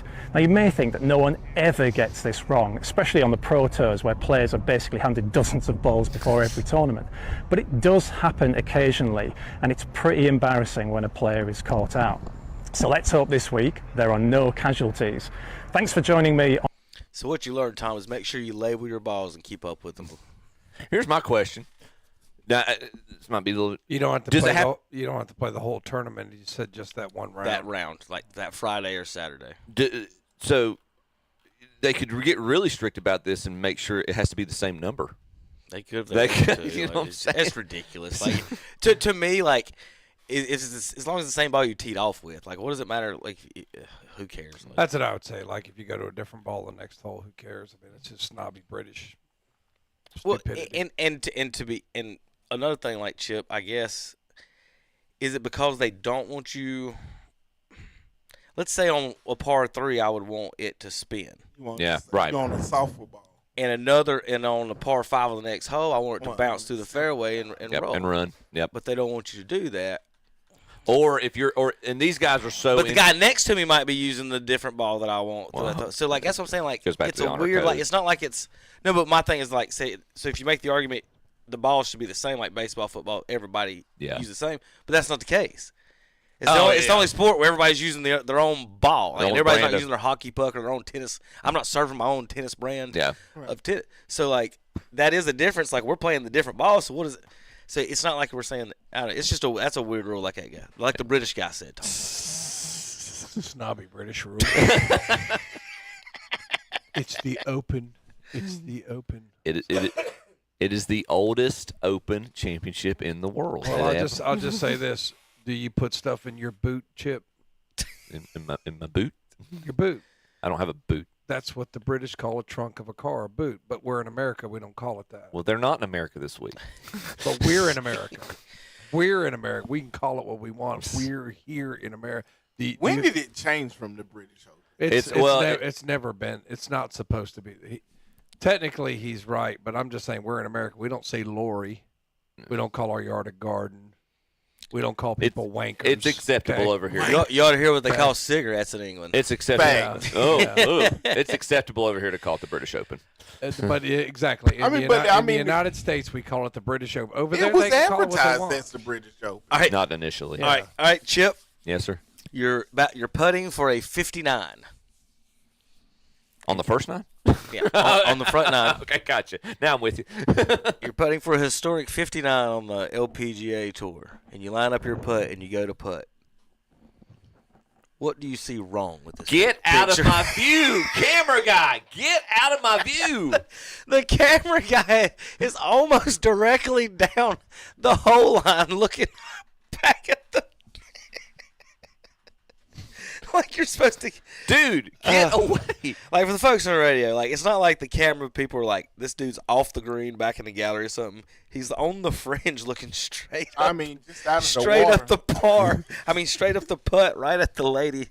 And like I said, this is for a 59. Like, let me ask you random about this too. With and you might not have as much ADD as I do, but like if you're getting ready to line up your tee shot and somebody's standing directly behind you, I can't say that. Does that mess with you at all? Is that somebody trying to read your line? Or no, like on a tee shot, like when you're getting ready to hit a shot, not necessarily on the green or on the green as well, Tom. If somebody's directly behind you, that's a no-no in pro golf, though. You don't go behind somebody. It's right. You're supposed to stand to the side and. Right. You can jump in there as soon as they make contact. They do that all the time. Okay. And it can also be distracting if you're directly behind. I would say you're correct. I don't mind them being there if they're there when I put the tee down. Okay. I got it. As long as they don't walk there while I'm already teed up and about to practice swing. About to swing. Like, I've got a buddy of mine, and it's one of those subtle etiquette things. But for somebody you're used to playing with people who don't stand directly behind you, it gets my peripheral vision, and I'm like, okay. I've always tried, and I have enough struggles anyway to hit the ball well. I play with a bunch of country people, and we all know to stand just off to the side a little. Off to the side, but behind you. Not off to the side in front of you. Yeah, right. We're off to the side. And give yourself. There's I try to give if I'm playing with somebody, unless it's a cramped tee box or somewhere, there's like a 10-foot window. I'm trying to make sure I'm out of their line of sight. I try not to distract. I stay in the golf court. Okay. I'll be like, go ahead and hit it. I'm gonna stay in the shade. All right, who's your picks to finish it off? Oh gracious, DeChambeau. That was my other question. So, and we might talk about that. I'll have to call. We believe. I'll call in next week. But what happens when he loses this tournament by one shot?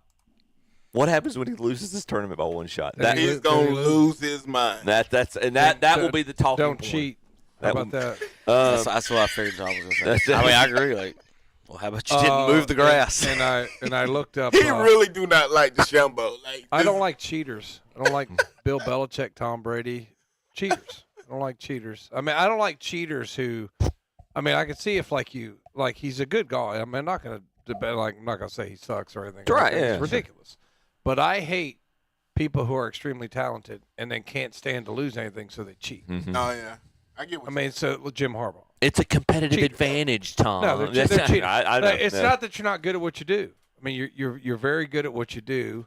You just can't stand losing. Yeah. And I get that. I get that. But you resort to cheating. How do you look yourself in the mirror at the end of the day and really feel like I won that? See, but Chip, you have something they don't. It's called a conscience. Because the word "won" happened. It doesn't matter. Because Chip, if they would have lost, they would have had to look in the mirror and admit that they're a loser, and they won't do that. It's the Catholic guilt that's been installed in you since a child. No, I'm converted. I wasn't Catholic as a kid. It's same thing as me. It's just like you carry around the Catholic guilt. You better get to confession this week. So that's why you don't cheat. That's why when you do cheat, you Chips feel converted. Mine was downloaded and installed at a later date. I had an upgrade. But old. So was you Pentecostal before? I looked up Phil. Yeah. Come on, Phil. Yeah. Come on, man. What's wrong with these guys? They talk. I forget who it was. Somebody talked about. Look at the two best golfers of the 2000s, and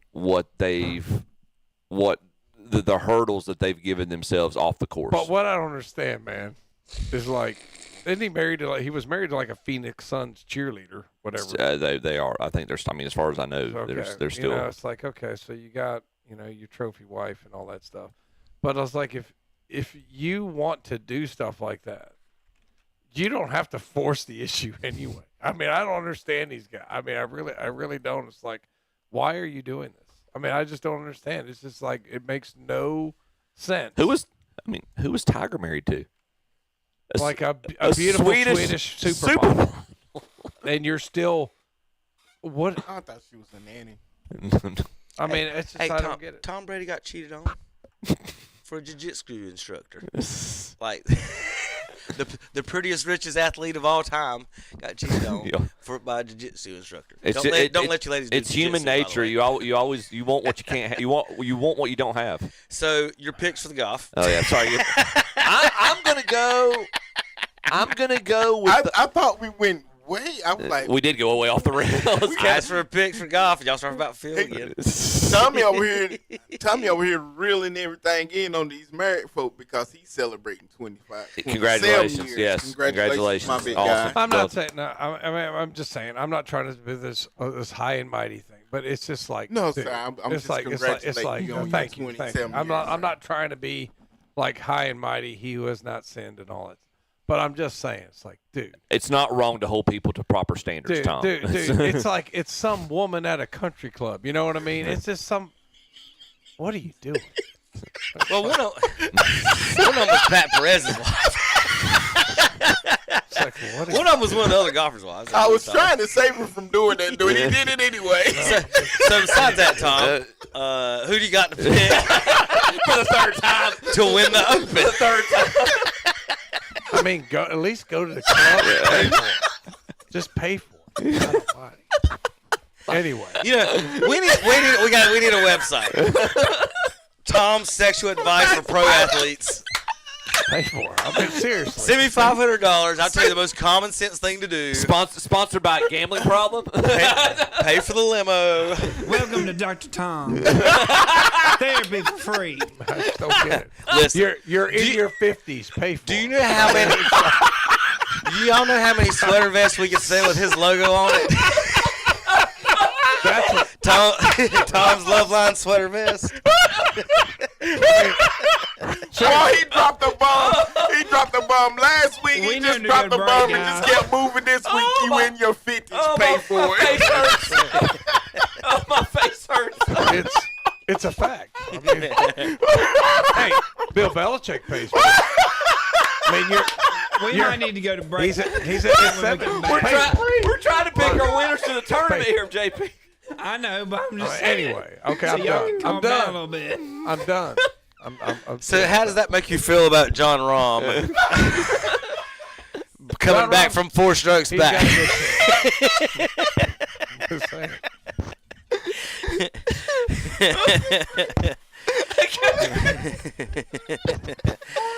Do you have Francesco Molinari with the comeback? Or are you going with the German Dietrich? I'm going Scotty. Scotty's going to come back. That's not a bad pick. Oh, me. He's right there at 4 under. You know what? I'm going to my gambling app and putting $20 on him. I mean, every tournament he's finished second in, he's had a bad Thursday and Friday. He didn't have a bad Thursday and Friday this week. Chip, who you got? I'm going with the hometown hero. Everybody, this is about 10 minutes from Tommy Fleetwood's childhood home. I'm going with Tommy. Come on, Tommy and Ian. Get your first major. William. DeChambeau. He thinks he gets it together. 3 strokes back. 2 of them he's trying to get back. Let's go with. Man, I picked John Rahm to win every tournament, and he don't, so I'm not going with I tell you, look, another sleeper pick for you, Kevin. You watch out for two guys, Cam Young and I was Sam about Burns. to say Cam Young's about to win this thing. Cam Young. Give me Cameron Young. Yeah, or Sam Burns. Burns was second last month in the U.S. Open and was a putt away from tying Wyndham Clark. You know why I don't like Sam Burns? Oh, you remember last year's U.S. Open, aren't you? No, I just don't like two one-syllable names like that. Oh, okay. It's just, I don't know. Sam's about to burn the field, man. Sam Burns. It ain't no fun. No, there's nothing fun to say about it. I mean, I guess you could make some Sam Burns stuff jokes, but no bear. Cam Young's a good pick. Well, we got to shut up about golf. Take a break. We come back. We got a lot of baseball to go to. Guys, last week on the show, I remember I said, y'all got any more news notes about baseball? Talk about standings and bad umpires. We said no. It was the All-Star break. Good job, guys. We'll be back in a minute. KTC Broadcasting. Tee it up for a great golf experience at the Cherryville Golf and Country Club. And yes, the course is open to the public 7 days a week. For your tee time, give them a call, 704-435-6597. Tune your game up with their driving range. And on Friday, come on out for the Captain's Choice starting at 5:30. And for that special event, keep the Cherryville Country Club in mind with several event packages available. That's the Cherryville Golf and Country Club, 200 Club Drive, Cherryville. Online at cherryvillegolf.com. Yes, the rates are great, and they are open to the public 7 days a week. We're talking about Westport Golf Course in Denver. They are at the top of the list of must-play courses in our area. Play and ride 18 holes Monday through Thursday for $45. Friday, Saturday, Sunday, and holidays, $59. Seniors play and ride 18 holes Monday through Friday for $35. For your tee time, call 704-489-8088. The Westport Golf Course, 7494 Golf Course Road South in Denver. Online at westportgc.com. Bonus Bucks is yours at Honda Motorcycles in Shelby. Get from $500 to $1,000 back at Honda Motorcycles of Shelby. Get bonus bucks with a purchase of 2025, 2026, and even 2027 select models. Again, from $500 to $1,000 in bonus bucks. Use your bonus bucks toward accessories, a Honda Care protection plan, or a down payment. Take your pick. Get your bonus bucks now. From Honda Motorcycles in Shelby, 4402 East Dixon Boulevard. Serving the area for over 50 years. It's time to dive into your new pool from Gage Pool and Spa in Gastonia. If you already have a pool, Gage Pool and Spa has all your pool chemicals to keep your pool sparkling clean. And they also carry pool supplies and accessories, even floats for the kids and big kids. And they do pool water testing. Just bring a sample in and they'll help you keep your pool and spa sparkling clean. Open 10 to 5:30 Monday through Friday, 9 to 2 on Saturday. 3025 Union Road in Gastonia. Call 704-861-8311. Online at GagePoolAndSpa.com. Some people say there are doers, and there are dreamers. But what's wrong with a little dreaming, especially when it's shared? With hard work, little dreams grow into big ones. At Kubota, we know that your work never stops, and we're inspired by those who dream. But our equipment is built for dreamers and doers, like you. Kubota, built for those who do. Your Kubota dealer is Parker Farm Service, 126 Bessie Drive, Kings Mountain. Down in Shelby, North Carolina, where the hard work runs deep. G-Mode's making deals while the town's still half asleep at HM Industries. They're helping dreams come true. Turning old worn out houses into something shiny and new. White vinyl windows, black trim looking clean. Best looking houses this side of Caroline Green. From the front porch light to the living room floor, Gene and his crew keep folks coming back for more. HM Industries rolling strong and proud, making homes in Shelby stand right out in the crowd. Luxury vinyl plank floors laid smooth wall to wall, vinyl siding, new windows, they can handle it all. If your home needs fixing up, you know where to go. G-Mode and his team are the best folks you'll know. Call 704-434-9900. Online at hmindustriesINC.com.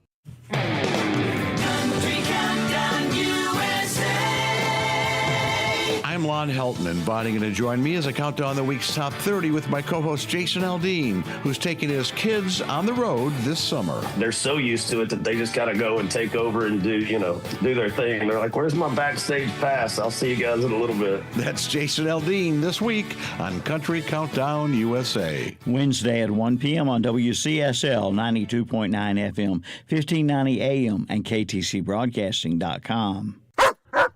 Grizzly the Greeter says, come on down and see Robert and Miranda and help celebrate our country's 250th birthday at Blessed Buildings and Tiny Homes in Cherryville. Now get $250. No, wait a minute. Double that. Get $500 off any new or used Liberty Shed. Get your new Liberty Shed of your dreams with only one payment down on any shed, $14,000 and under. And take 20% off a vinyl tea house and gazebo with a swing. Plus military and first responder discounts too. Blessed Buildings and Tiny Homes, Highway 150 East in Cherryville, right across from Ace Hardware. Hi folks, this is Buddy Cheney, owner of ProMotion Motor Company. It's summertime, time to sun, fun, or start on your next new adventure. And what better way to begin your summer fun than by purchasing a quality pre-owned vehicle from ProMotion Motor Company, where summer savings begin the moment you hit the lot. It's SUVs, trucks, sedans, convertibles, Wranglers. We keep over 80 vehicles in stock at all times. Good credit, bad credit, no credit. We have the capability to get you financing from ProMotion Motor Company, located at 2527 East Main Street, Lincoln, or call us at 704-735-0303 or visit us online at www.promotionmotors.com. Carolina's Commercial Realty is the only triple realty in Shelby, offering sales, listings, and leasings. Owner Rick Francis has been serving this area for 40 years with his insurance companies and now can offer commercial, residential sales, purchases, and leasing.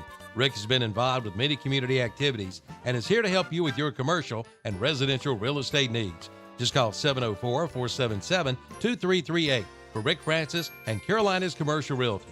Office located at 1230 East Dixon Boulevard in Shelby, Suite 5.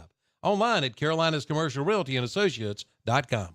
Up to $10,000 in rebates. You heard right. Up to $10,000 in rebates when you buy a new Bobcat skid steer or track loader at Tri-City Outdoor Power Equipment in Forest City. Come in for all the details and start moving dirt. Also, Tri-City Outdoor Power Equipment has 2.99% APR financing for 120 months on Bobcat tractors. That's another great deal. And remember, Tri-City Outdoor Power Equipment for mowers by Bobcat, Toro, and Warhawk. Red hot summer deals are waiting for you at Tri-City Outdoor Power Equipment, 221 Daniel Road, Forest City. Some people say there are doers, and there are dreamers. But what's wrong with a little dreaming, especially when it's shared? With hard work, little dreams grow into big ones. At Kubota, we know that your work never stops, and we're inspired by those who dream. But our equipment is built for dreamers and doers like you. Kubota, built for those who do. Your Kubota dealer is Parker Farm Service, 126 Bessie Drive, Kings Mountain. And we're back on Saturday Morning Sports Talk with Kevin and the gang. Hey, Hey. JP. Yeah. Hey. What's up? So, we weren't prepared. Will and I weren't prepared to carry that part of the show. It was not. It was not prepared at all. Yeah, so we're still recovering from the last segment. Yeah. We're still catching our breath. Major League Baseball, Tampa Bay's 2.5 games over the Yanks. 8 over the Red Sox, who are at 500 in the Central. White Sox in first half game over Tom's Guardians. 3 over Will's Twins, who have made it to 500. Oh, boy. Watch 500. the look here. Who come back at the All-Star break, boy, we're going to go all the way to the top. Playoff. Bam. There are now 7 teams in the American League at 500 or above. It's been 5 for most of the season, so congratulations. At best. Congratulations to the Twins and the Rangers for getting over 500, and the Red Sox for getting to 500 this week. So they're now all 3 of them could lose 1 or 2 games this weekend, and all 3 be back to below 500, and we'll all be back to the 4. I mean, all I have to lose is the next game Right. to be back. Y'all lose 1, Red Sox lose 1, and then Rangers lose 2. So there you go. You have almost the whole American League. The A's, I saw someone else talk about that online the other day, how they were in first place a couple weeks ago, and now are dropped. They're down to 4th. The Red Sox is red hot though right now. And They're on like a 13-game winning streak, Something like that. Something like that. Yeah, I did not know that. I know it says It'll they've won tell their you. last 10, and the A's have lost their last 10. Go ahead, Tom. Really, the A's have lost 10 straight. Yep. Wow. They were doing well. At least. Might be more than that. Braves. 3 games now Man, over they were the killing Phillies. it early in the year. I know Gerald's upset about that. Sorry, Gerald. Miami is 5, Tom, and now the Nationals are at 500. 4 teams. Braves got some work to do now. This is not a foregone conclusion at all, like they thought it was early in the season. How did they get over 10 games? I know I thought we saw 9 at one it was point. it was close. I mean, I remember a 9. Yes. I think, but I don't know over the 10. But Tommy, you got 3 games barking up the tree at them right now. Yeah. It's not just like 1 or 2. It's a combination of the Braves have they've kind of stalled, and then the Phillies have just been since the coaching change, since Mattingly's taken over, they've had one of the best records in baseball. You knew that Chip was going to get that in. Absolutely. The Brewers have a 6-game lead in the Central over the Cubs and 8.5 over the Cardinals and 10 over the Pirates. Although all those teams are well over 500 right now for the time being. Out in the West, Dodgers 12.5 game lead over the Diamondbacks. Diamondbacks are still over 500, which makes an interesting wild card race. Mm-hmm. In the American League, Yankees are in, Guardians in, Twins are in right now. Will. That means Started on the bottom, now we here. y'all would be facing, I guess, the 3 seed, which would be A lot of baseball to be played. I'll do that one. The Guardians would be the 5 seed. Hey, your team's name's the Guardians, by the way. And the Yankees, the 4. Is what it is.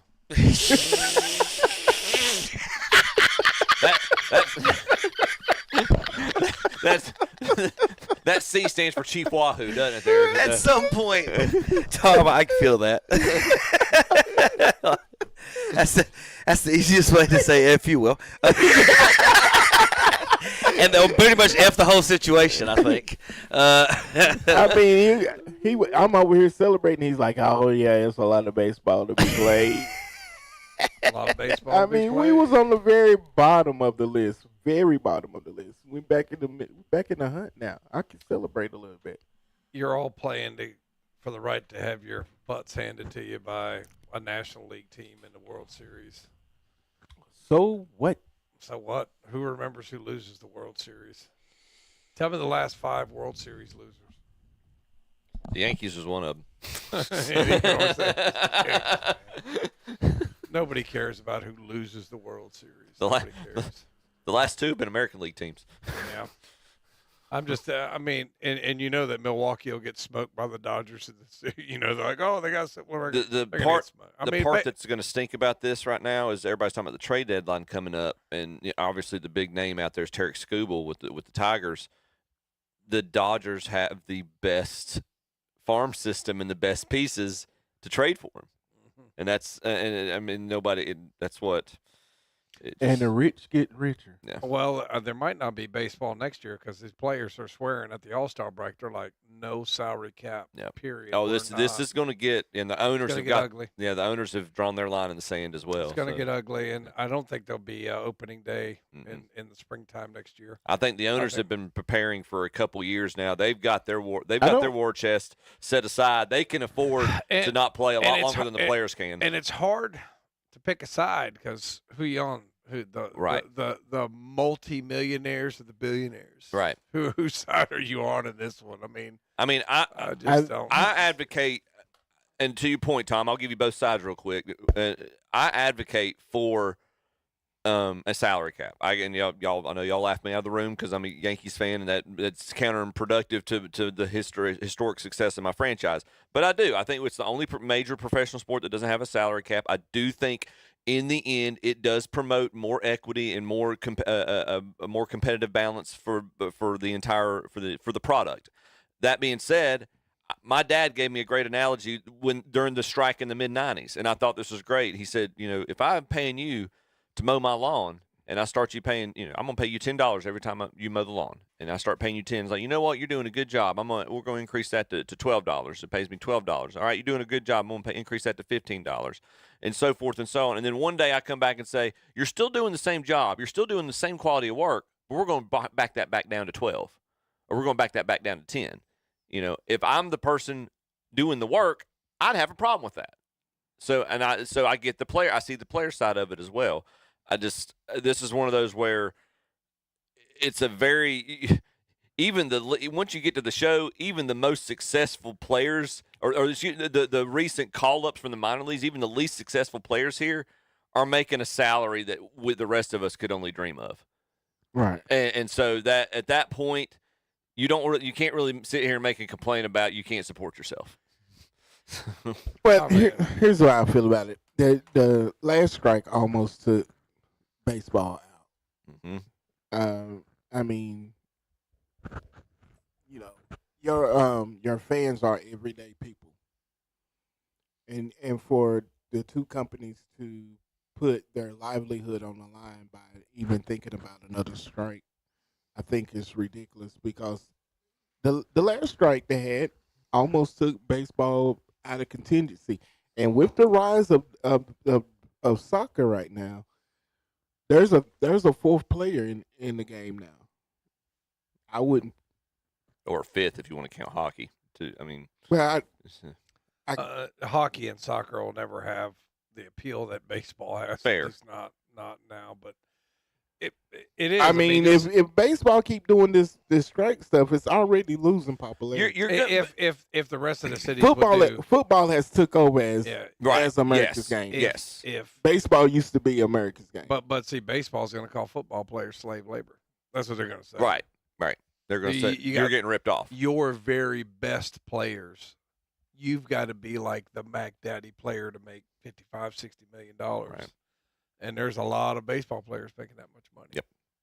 So that's what they're going to say. And then a lot of people, like offensive linemen, like a good offensive lineman, you know, he's going to make between 10 and 20. Mm-hmm. But scrubs in the NBA are making what, like $8 million a year. A scrub don't even get to play. So, I mean, I understand the argument of the players is like, we don't, you know, why are we being penalized for the same product? Why should we be working below our market value? But like I said, when it's millionaires versus billionaires, it's just kind of hard to take a side. The players' union's going to continue they're going to promote the mentality or the approach that the sport relatively is competitive. Just because you've got the highest payroll or one of the highest payrolls, the Mets, doesn't mean you're in the playoffs every year. But the argument that Major League Baseball, that the owners can make is, okay, yeah, you've got your teams like the Diamondbacks or the Rays. You've got the teams like the Rays and these smaller market teams that have had some success in this time of large payrolls. But that has not equated, pretty much the majority of the years, that has not equated to a World Series championship. Getting to the playoffs, yeah, you can be semi-competitive, but the championships, the rings, they're going to large market teams. And that's going to continue. And that's going to be the owners saying that's a competitive disadvantage.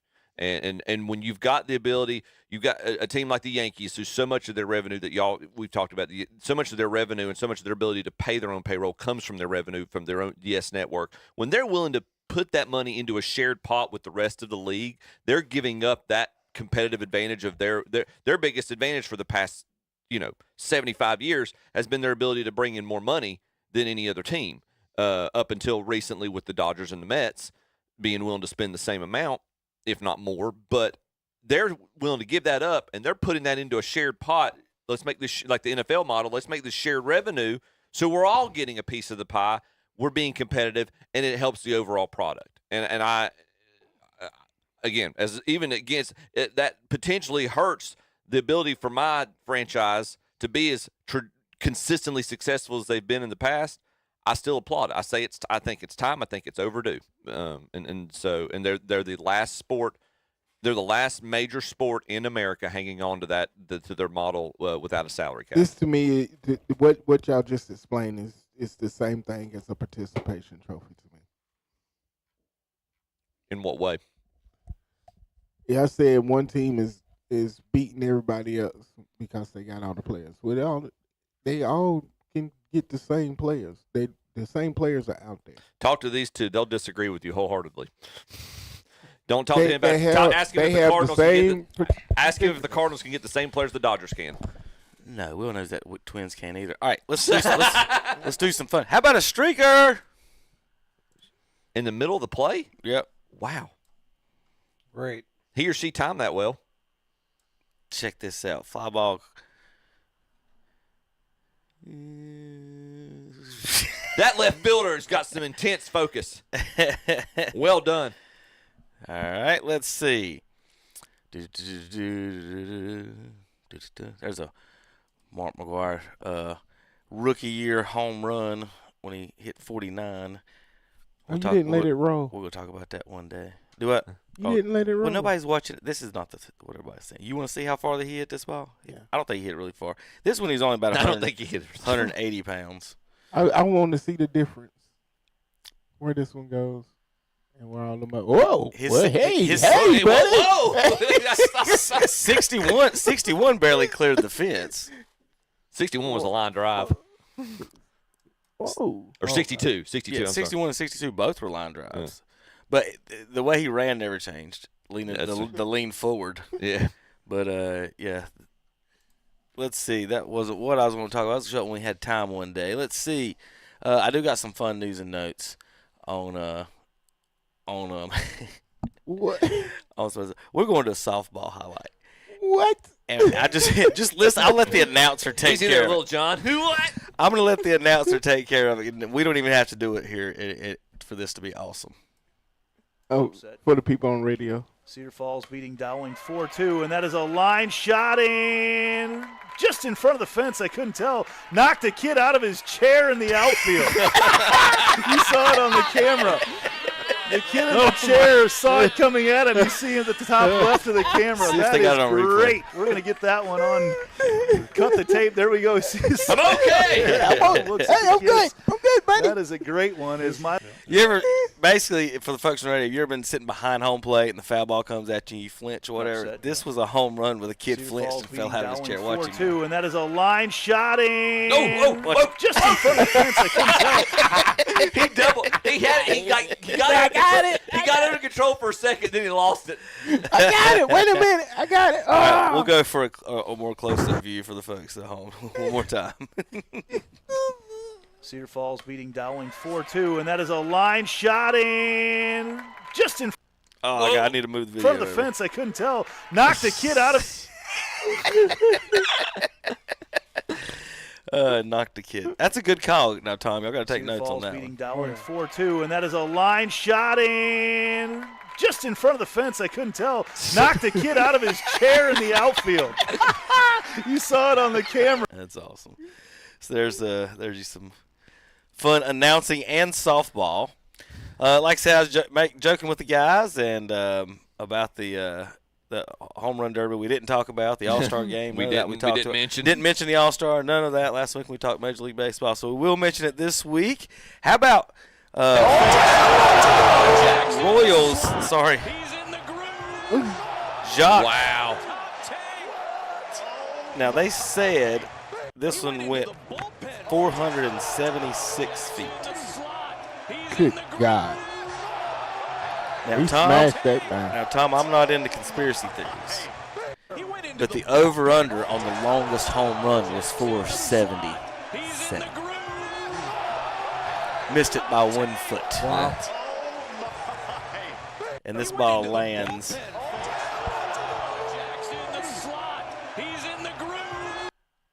He hit that a long way. 4, 5, 6. About 8 rows deep in the upper deck. That is as much. Home run derby is as much about whoever's throwing to you getting in the same same groove groove. you are. And I think it looked like it might have his dad or somebody because he's got the same name on his jersey.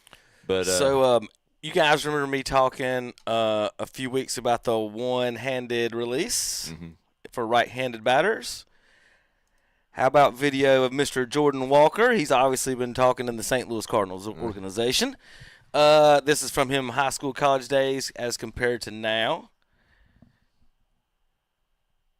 The one-handed dip and release. That is if you're a right-handed hitter looking for power, you need to look in this. Look how much his legs get into it, and then in the major. Look at that, just like that dip you're talking about. The bottom picture, he's just turning. You can take a picture of that right there, that you guys are looking on the top for the Cardinals, and you could probably find a very similar picture of Pujols and McGuire. Yes. In that exact position. The top looks like Pujols. Yeah, that's a McGuire release. The Pujols will obviously get lower than McGuire is. McGuire a little stiffer, but that is a transition. Now, the Cardinals organization, not giving them credit because they've been crap for the past 2 years dealing with this kid. So, they like the exit velos and all that stuff, Tom, and they were mad that he was hitting line drives.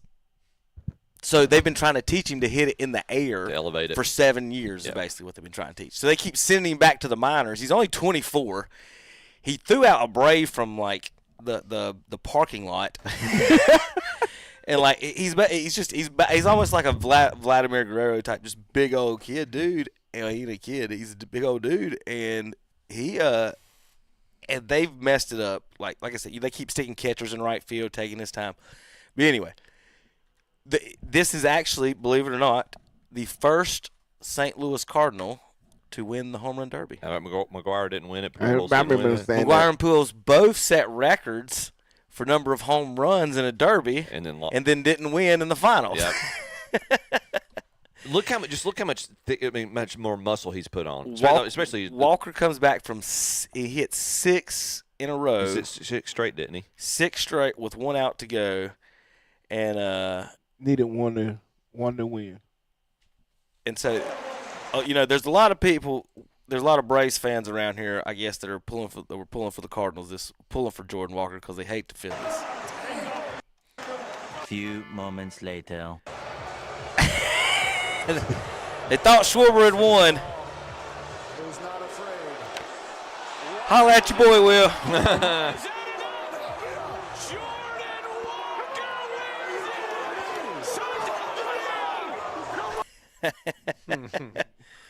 Big bomb, and then the sad faces from the Phillies. Couldn't have happened to a nicer guy. Oh Lord.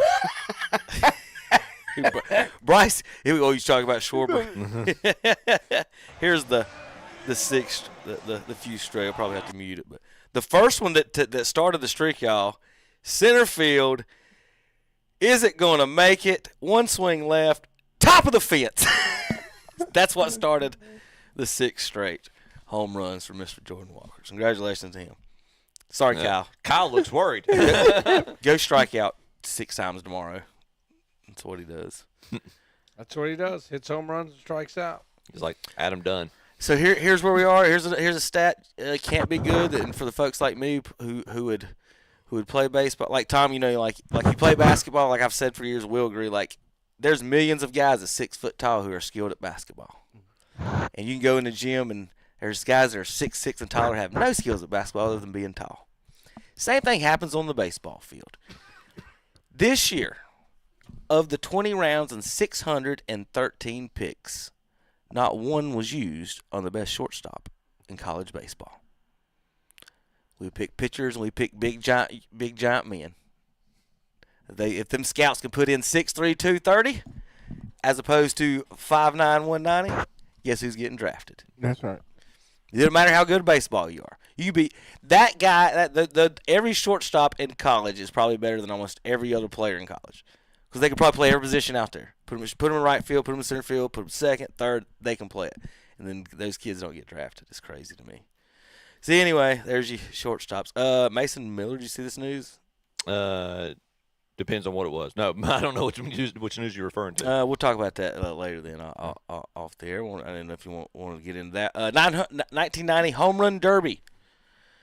Ryan Sandberg, Mark McGuire, Matt Williams, Ken Griffey Jr., Matt Williams, Jose Canseco, Bobby Bonilla, Cecil Fielder.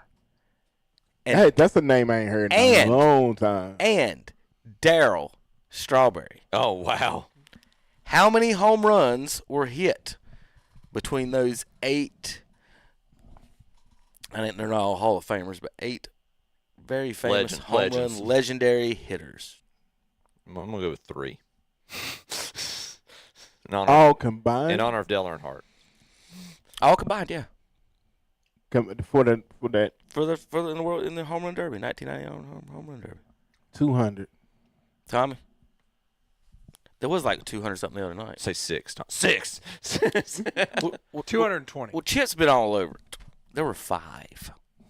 In the home run derby. 5 home runs hit between those guys in the home run derby. Wow.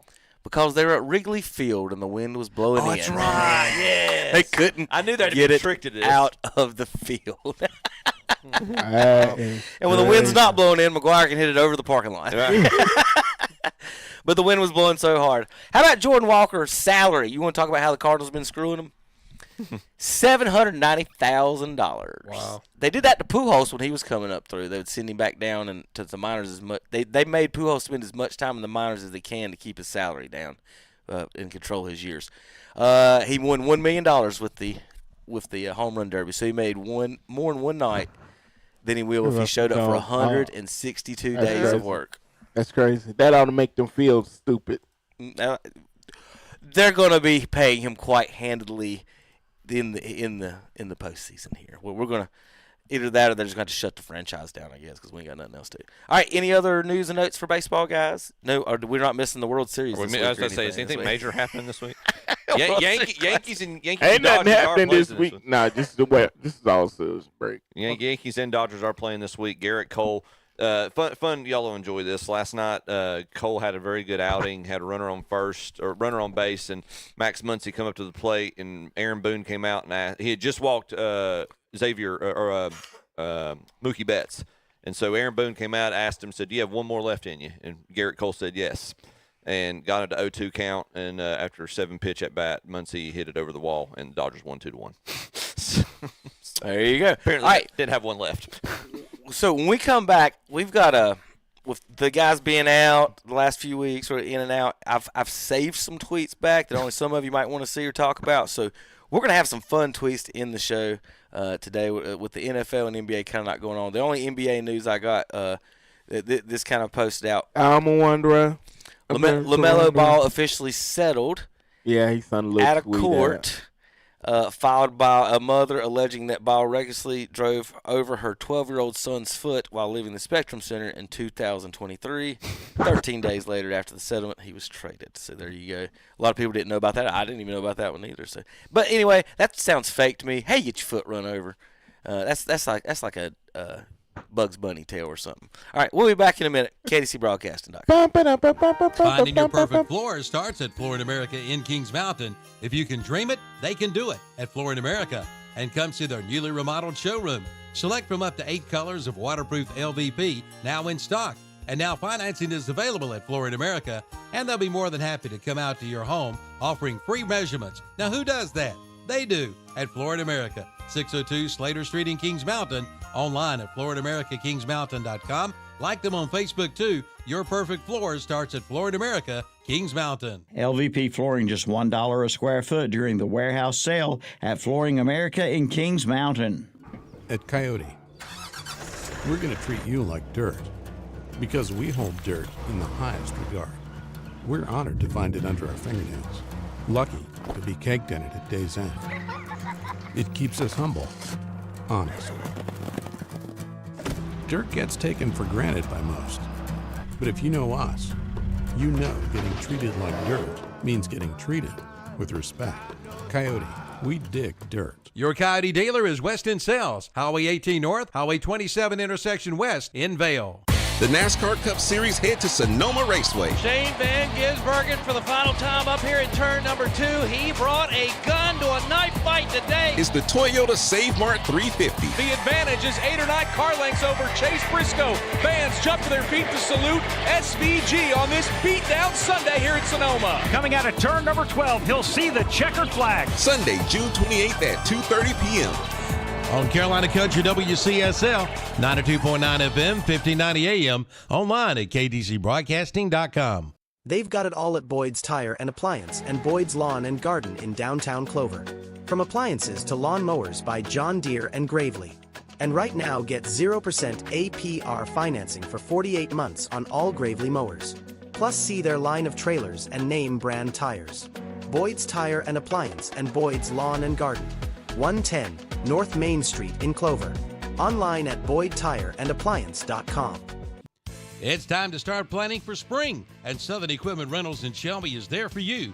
Check out the Stinger Aerator with seating box. Also Skag zero-turn mowers, skid steers, and mini excavators. Southern Equipment Rentals in Shelby has a new Jackal in stock, plus tillers, edgers, paving breakers, pressure washers, and more. Get ready for spring. See Southern Equipment Rentals, 622 North Post Road, Highway 180 North in Shelby. Open 8 to 5 Monday through Friday. Online at screntals.com. Bonus Bucks is yours at Honda Motorcycles in Shelby. Get from $500 to $1,000 back at Honda Motorcycles of Shelby.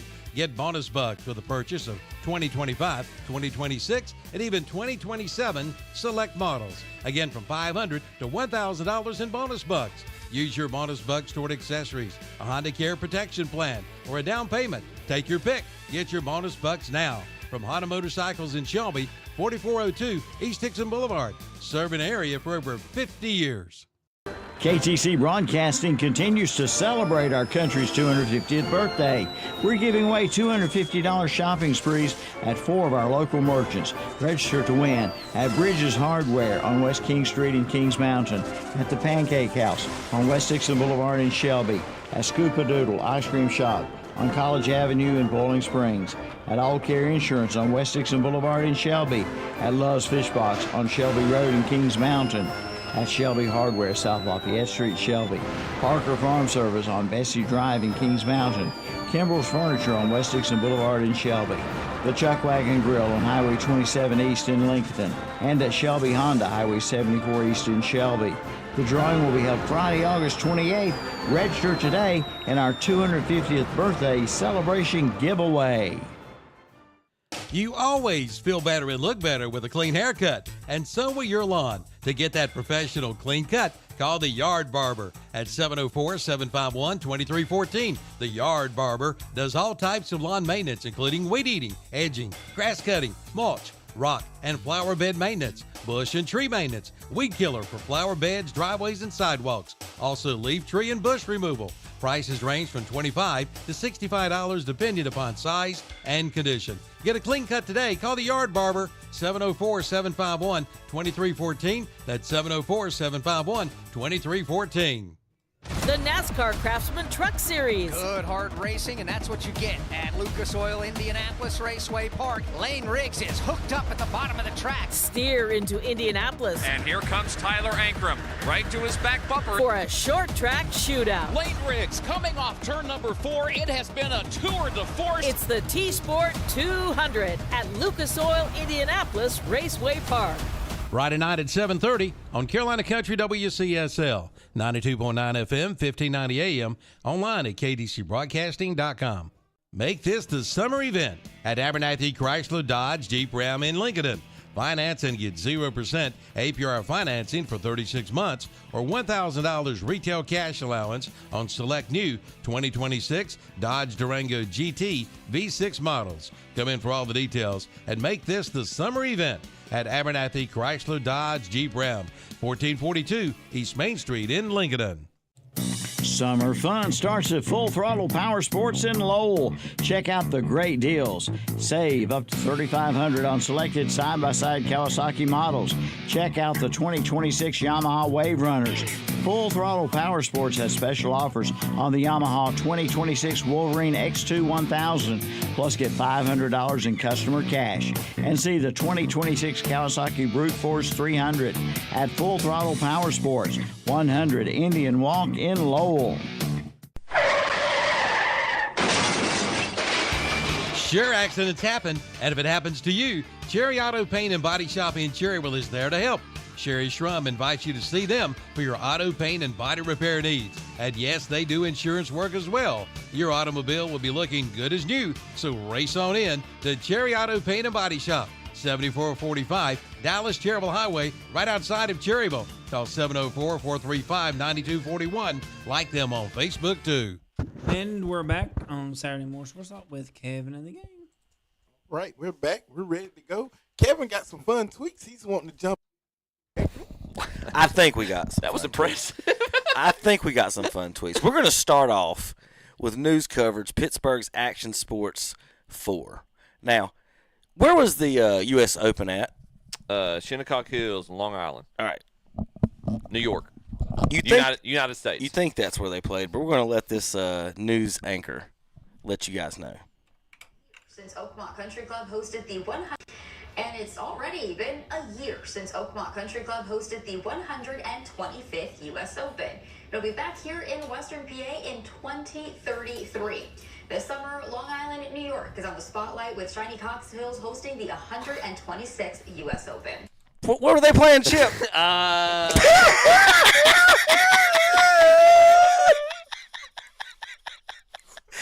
Where were they playing, Chip? 126th U.S. Open. Now, this is a notorious spotlight with Shiny Cox Hills hosting the 126th U.S. Long Island, New York is on the spotlight with Shiny Cox Hills hosting the 126th U.S. Open. Oh my God! Do they not practice before the No, it's just so. Ben have worked on a new set. It just comes up. It's nothing like. Well, she could have been worse. She could have said Shiny Cock Hills. Yeah. That's what she said. Oh, I thought she did. Okay, I couldn't. No. I didn't hear it completely. That's what she said. I thought she said Shiny Cock. No, here we go. Nope, she got it all right. She emphasized the second part. Here we go. Gotta press the button. It's hard to hear her. Yeah. New York is on the spotlight with Shiny Cox Hills. Yeah, she did. New York is on the spotlight with Shiny Cox Hills hosting the. Yeah, she did say that. New York is on the Wow. spotlight with Shiny Cox Hills hosting the. Wow, she did. It just rose up. I was trying to help her out. I mean, it doesn't help the words right in front of her face. Next to Chief Wahoo. Yeah. Oh, wow. That's a string. That's a string. I know she don't. I know she don't. I'm saying it don't help that it's right there behind her. Gracious. Now, talk about sponsorship in NASCAR racing. Yeah, everybody needs a sponsor, right? Absolutely. Now, dude, what? After I win the Tapon 200. Will, would you take any sponsor? I'm glad you kind of in the neighborhood on this one. Would you take any sponsor? Didn't matter what it was. Take the money. Beggars can't be choosers. I mean, if I need the money. Y'all know the popsicles, the bomb pops, the red, white, and blues, right? Yes. Would you want your car painted red, white, and blue, sponsored by Dude Wipes Poopsicles?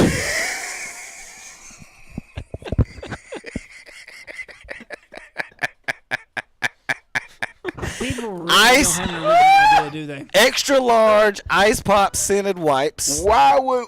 Hold on. Here's what the car looks like. All American Poopsicles. So you could have drove the Poopsicle car today. Now here's an example of how that call would have went. Chip, you're a radio guy. We had a fast Dude Wipes Poopsicle Chevrolet today. It's not what We wiped the track with this race car.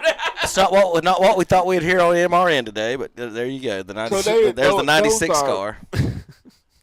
Those are bomb pop Scented. Yeah. Why would you want that? Now we're going to go out to footage of Oh my Lord. of the last time Chip played golf. He's the one in the he's the one in the blue here. Had a few beers, and Sorry, guys. Chip says he doesn't go to play golf for his score. He just goes to whip people. That hit into him. I'm not proud of myself. Oh, he took one of these. He shoved him down, but then he brings the hammer of justice. and the shoulder. Oh, look you. Oh, you beating up an old man. You beating up an old. Now here comes son. Oh, that's Kevin. Oh, he went with the flare chop. Fat boy went with the flare chop, and then he got dropped. Watch this. All right, so he gets his shirt ripped off. I'm just glad this is at a golf course, not a baseball. Now watch. Y'all missed the flare chop right here. This is amazing. Oh, he missed it. Then he got dropped. I want some more with the bloody nose. Golly, look at I'll take another one and go back down. I told you the hammer of justice was coming. This guy. Oh, you want the hammer too? Get your head out. You ain't got no business in them folk business. What you doing over there? Get off from over there. He thought he wanted the hammer of justice too. Yo, take over there in that corner. You ain't got no business over yonder. It's gonna be all of them against you. You run up in there. Wyndham had some fans at the U.S. Open, as we know. How about this one kicked out for yelling, "Don't choke, Wyndham." Oh, my Lord. As he set up for his tee shot. Yeah. Let's see. Speaking of choking, Will says this didn't happen. Is that AI? Is that AI? I did not say it didn't happen. I said they just froze it at the most. That's not a choke. Her fist is closed. Yeah, it's a punch. It's not a choke. She's just pushing down on her jugular.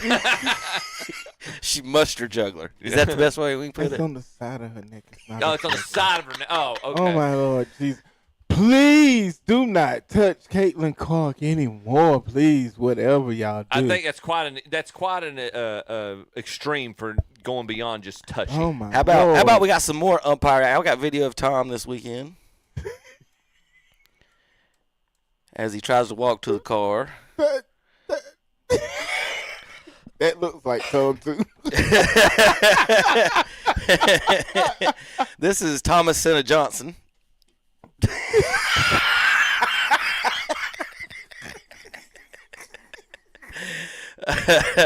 But the fans weren't happy with his calls, apparently, before and after the game. So there was some fun words that you guys could have heard. Speaking of fun words, SVG and Zane Smith had a meeting about their touches there during the races, and SVG, I'm trying to figure out what he said. He said something pretty funny about it. I've been already tossing him like that. He just backs up resorts into threatening and violence. It's just a weird thing. Sometimes he just grunts. I don't know what he means.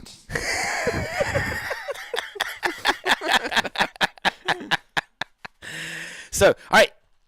Did you know that you cannot challenge a pitch by a position player, Tom? I mean, I thought it was only pitcher, catcher, batter could challenge a pitch. But you can't challenge the pitch by a position player. Oh, I didn't. Oh. So you bring the right fielder in and let him throw epheses.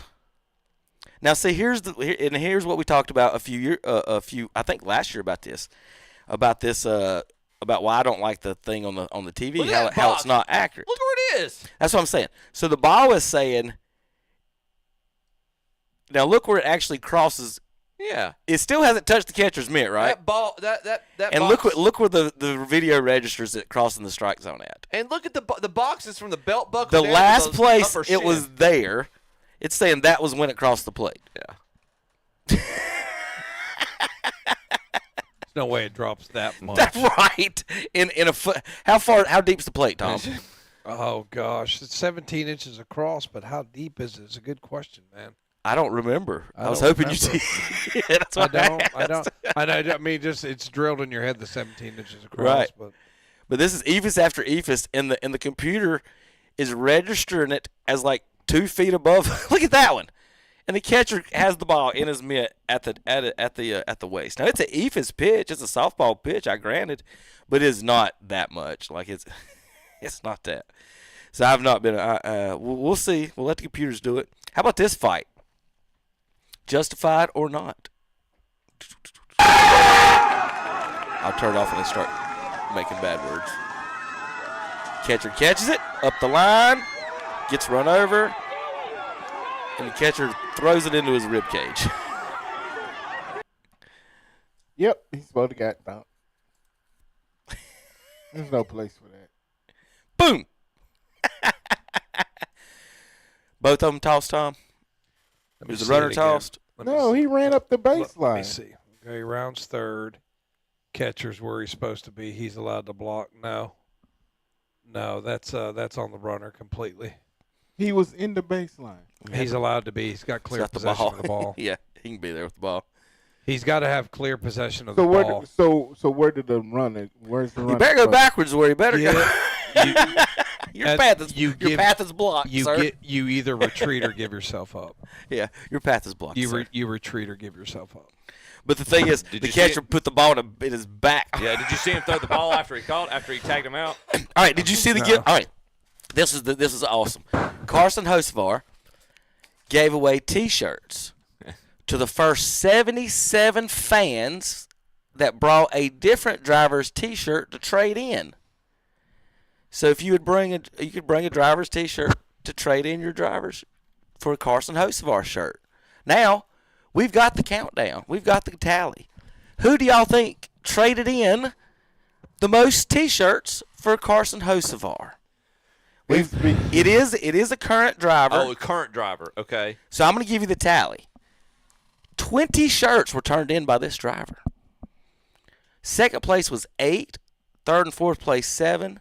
Fifth place 5th, and then 3, 2, 2, 1, 1. Only 2 SVG drivers were turned in. It's a current driver? Current drivers. Good. Glad that you asked that. There is one Jimmy Johnson fan that turned Nobody turned in a Dale Earnhardt? Nobody turned in a Dale Earnhardt T-shirt? No one turned in any. No Earnhardt tickets were turned in. JR Motorsports shirt was turned in. Okay. Well, there you go. But no actual Dale or Dale Jr. shirts. It's got to be Chase Elliott. Well, Chip just nailed it.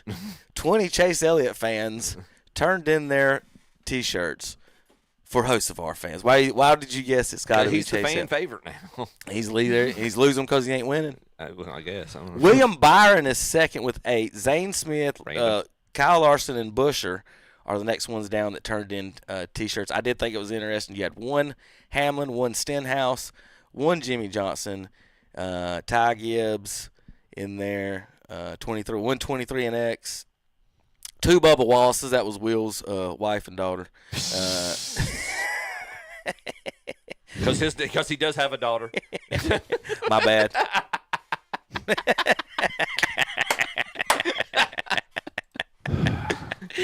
All right, any thoughts on that? Would you trade your shirt in for another driver, a free shirt for another driver? If I had an extra shirt, yeah, absolutely. Just an extra shirt. Get one from a flea market. Yeah, that's a good idea, Tom. So if you want a Hocevar shirt, go by the flea market, buy a $2 one. Right. Did you hear? Sorry, I meant to bring this up to NASCAR's portion.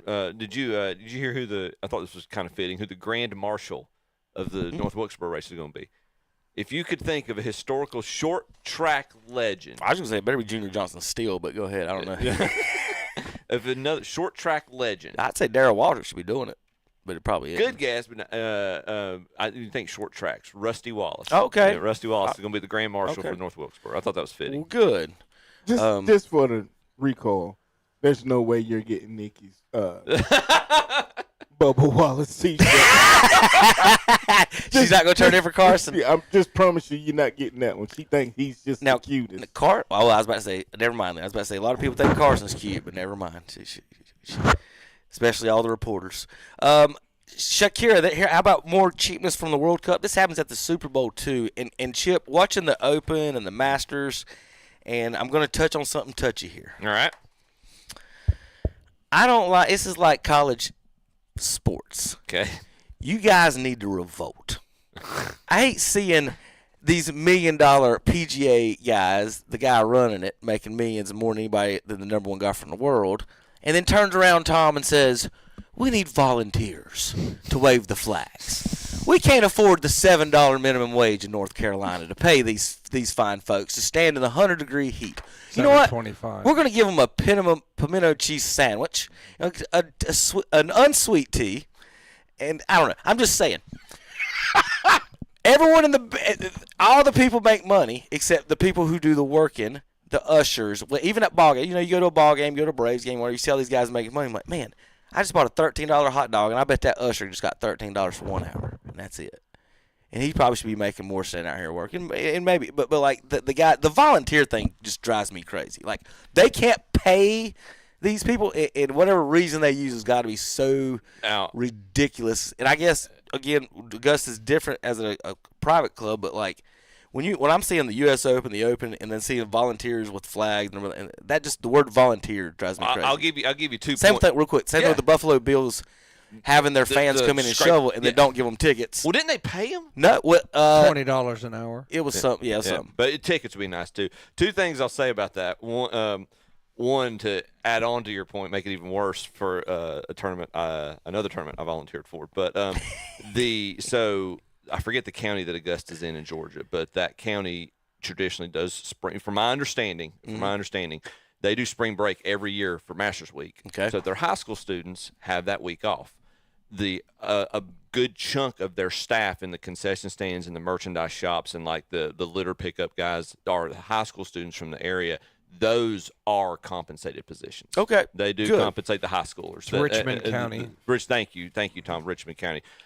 If you want to go even worse on that, it's not Richmond County. How did they get those kids to come and work from? What? That's Georgia. No, it's not. The school that in Richmond, Augusta, is well known for the 250s and for the Eddie McIntyre Memorial. Okay. Okay. So I know the Augusta. I go down to the Augusta area. I got you. The kids he talking about the private school kids. No. There's a lot. There's a lot of them. But anyways, not just private school kids, I would say. But another tournament that I volunteered for here in Charlotte a few years back, I didn't have to volunteer. I had to pay to get my uniform. Get your shirt. To get my uniform. To get my polo, my windbreaker, my Kind hat. of like these, these weekend tournament. They want umpires, and then they expect you to pay a booking fee, buy a special shirt, buy a special hat. It's an honor for you to be a part of these, and I'm like, okay. It's weekend daddy ball. Yeah. All right. How much do you? So we talk about the World Cup, and their sponsorships covering up all the sponsors, going to the stadiums and everything. How much do you think they paid Shakira to do the World Cup halftime show? Are we double-digit millions?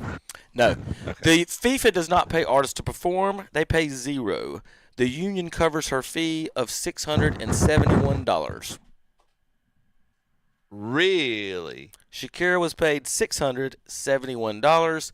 FIFA and the Super Bowl and the NFL argue that the exposure is your payment, and they estimate her exposure to be worth $13 million. Yeah, FIFA's about the most. But I would like a check for $13 million, wouldn't you? Yeah, it's the most corrupt organization on the planet. That or the Olympic Commission. It's tight. The Olympics is. I would put the U.S. government up there. That's just me. It's corrupt, man. It's just so bad. It's just so bad. FIFA's I would put any government up there. Fair. Yep. So performers in the Super Bowl typically get about $1,000 a day for rehearsals and the show. That's it. That's from the union. So the Super Bowl pays $0 as well. So if you want to be the best artist in the world, make millions, then it's like, hey, can I get paid to do the biggest show? And they say no. Or do you do it for that's my thing. Like, it's not like they don't have money to pay them. Like that's what's weird to me. Of like why we don't pay them? Why we don't pay the volunteers? It's because the richest person on the top, Tom, in the school administrators, they got to have a reason to be there. And the only reason why they have a whole Super Bowl halftime show is because In Living Color decided to run a Super Bowl thing. This is factual, because they took away, in that period of time, they took away a whole section of people that would normally be watching commercials during that. They took away for 30 minutes. They took away. That's how the Super Bowl even came. I love how my former employer. Halftime show. I love how my former employer didn't have the money to support me and 1,000 to 1,500 of my fellow employees, but then they had about 6 months to a year later, they had enough money to sponsor a golf tournament, to announce they were sponsoring a golf tournament. Exactly. Yep. During the '92 Super Bowl, what Will's talking about, Fox aired a counter-programming special of Living Cover with a countdown on the television to the end of halftime, so viewers would know when they could change back to the channel, forcing the NFL to permanently upgrade halftime in a massive pop culture event.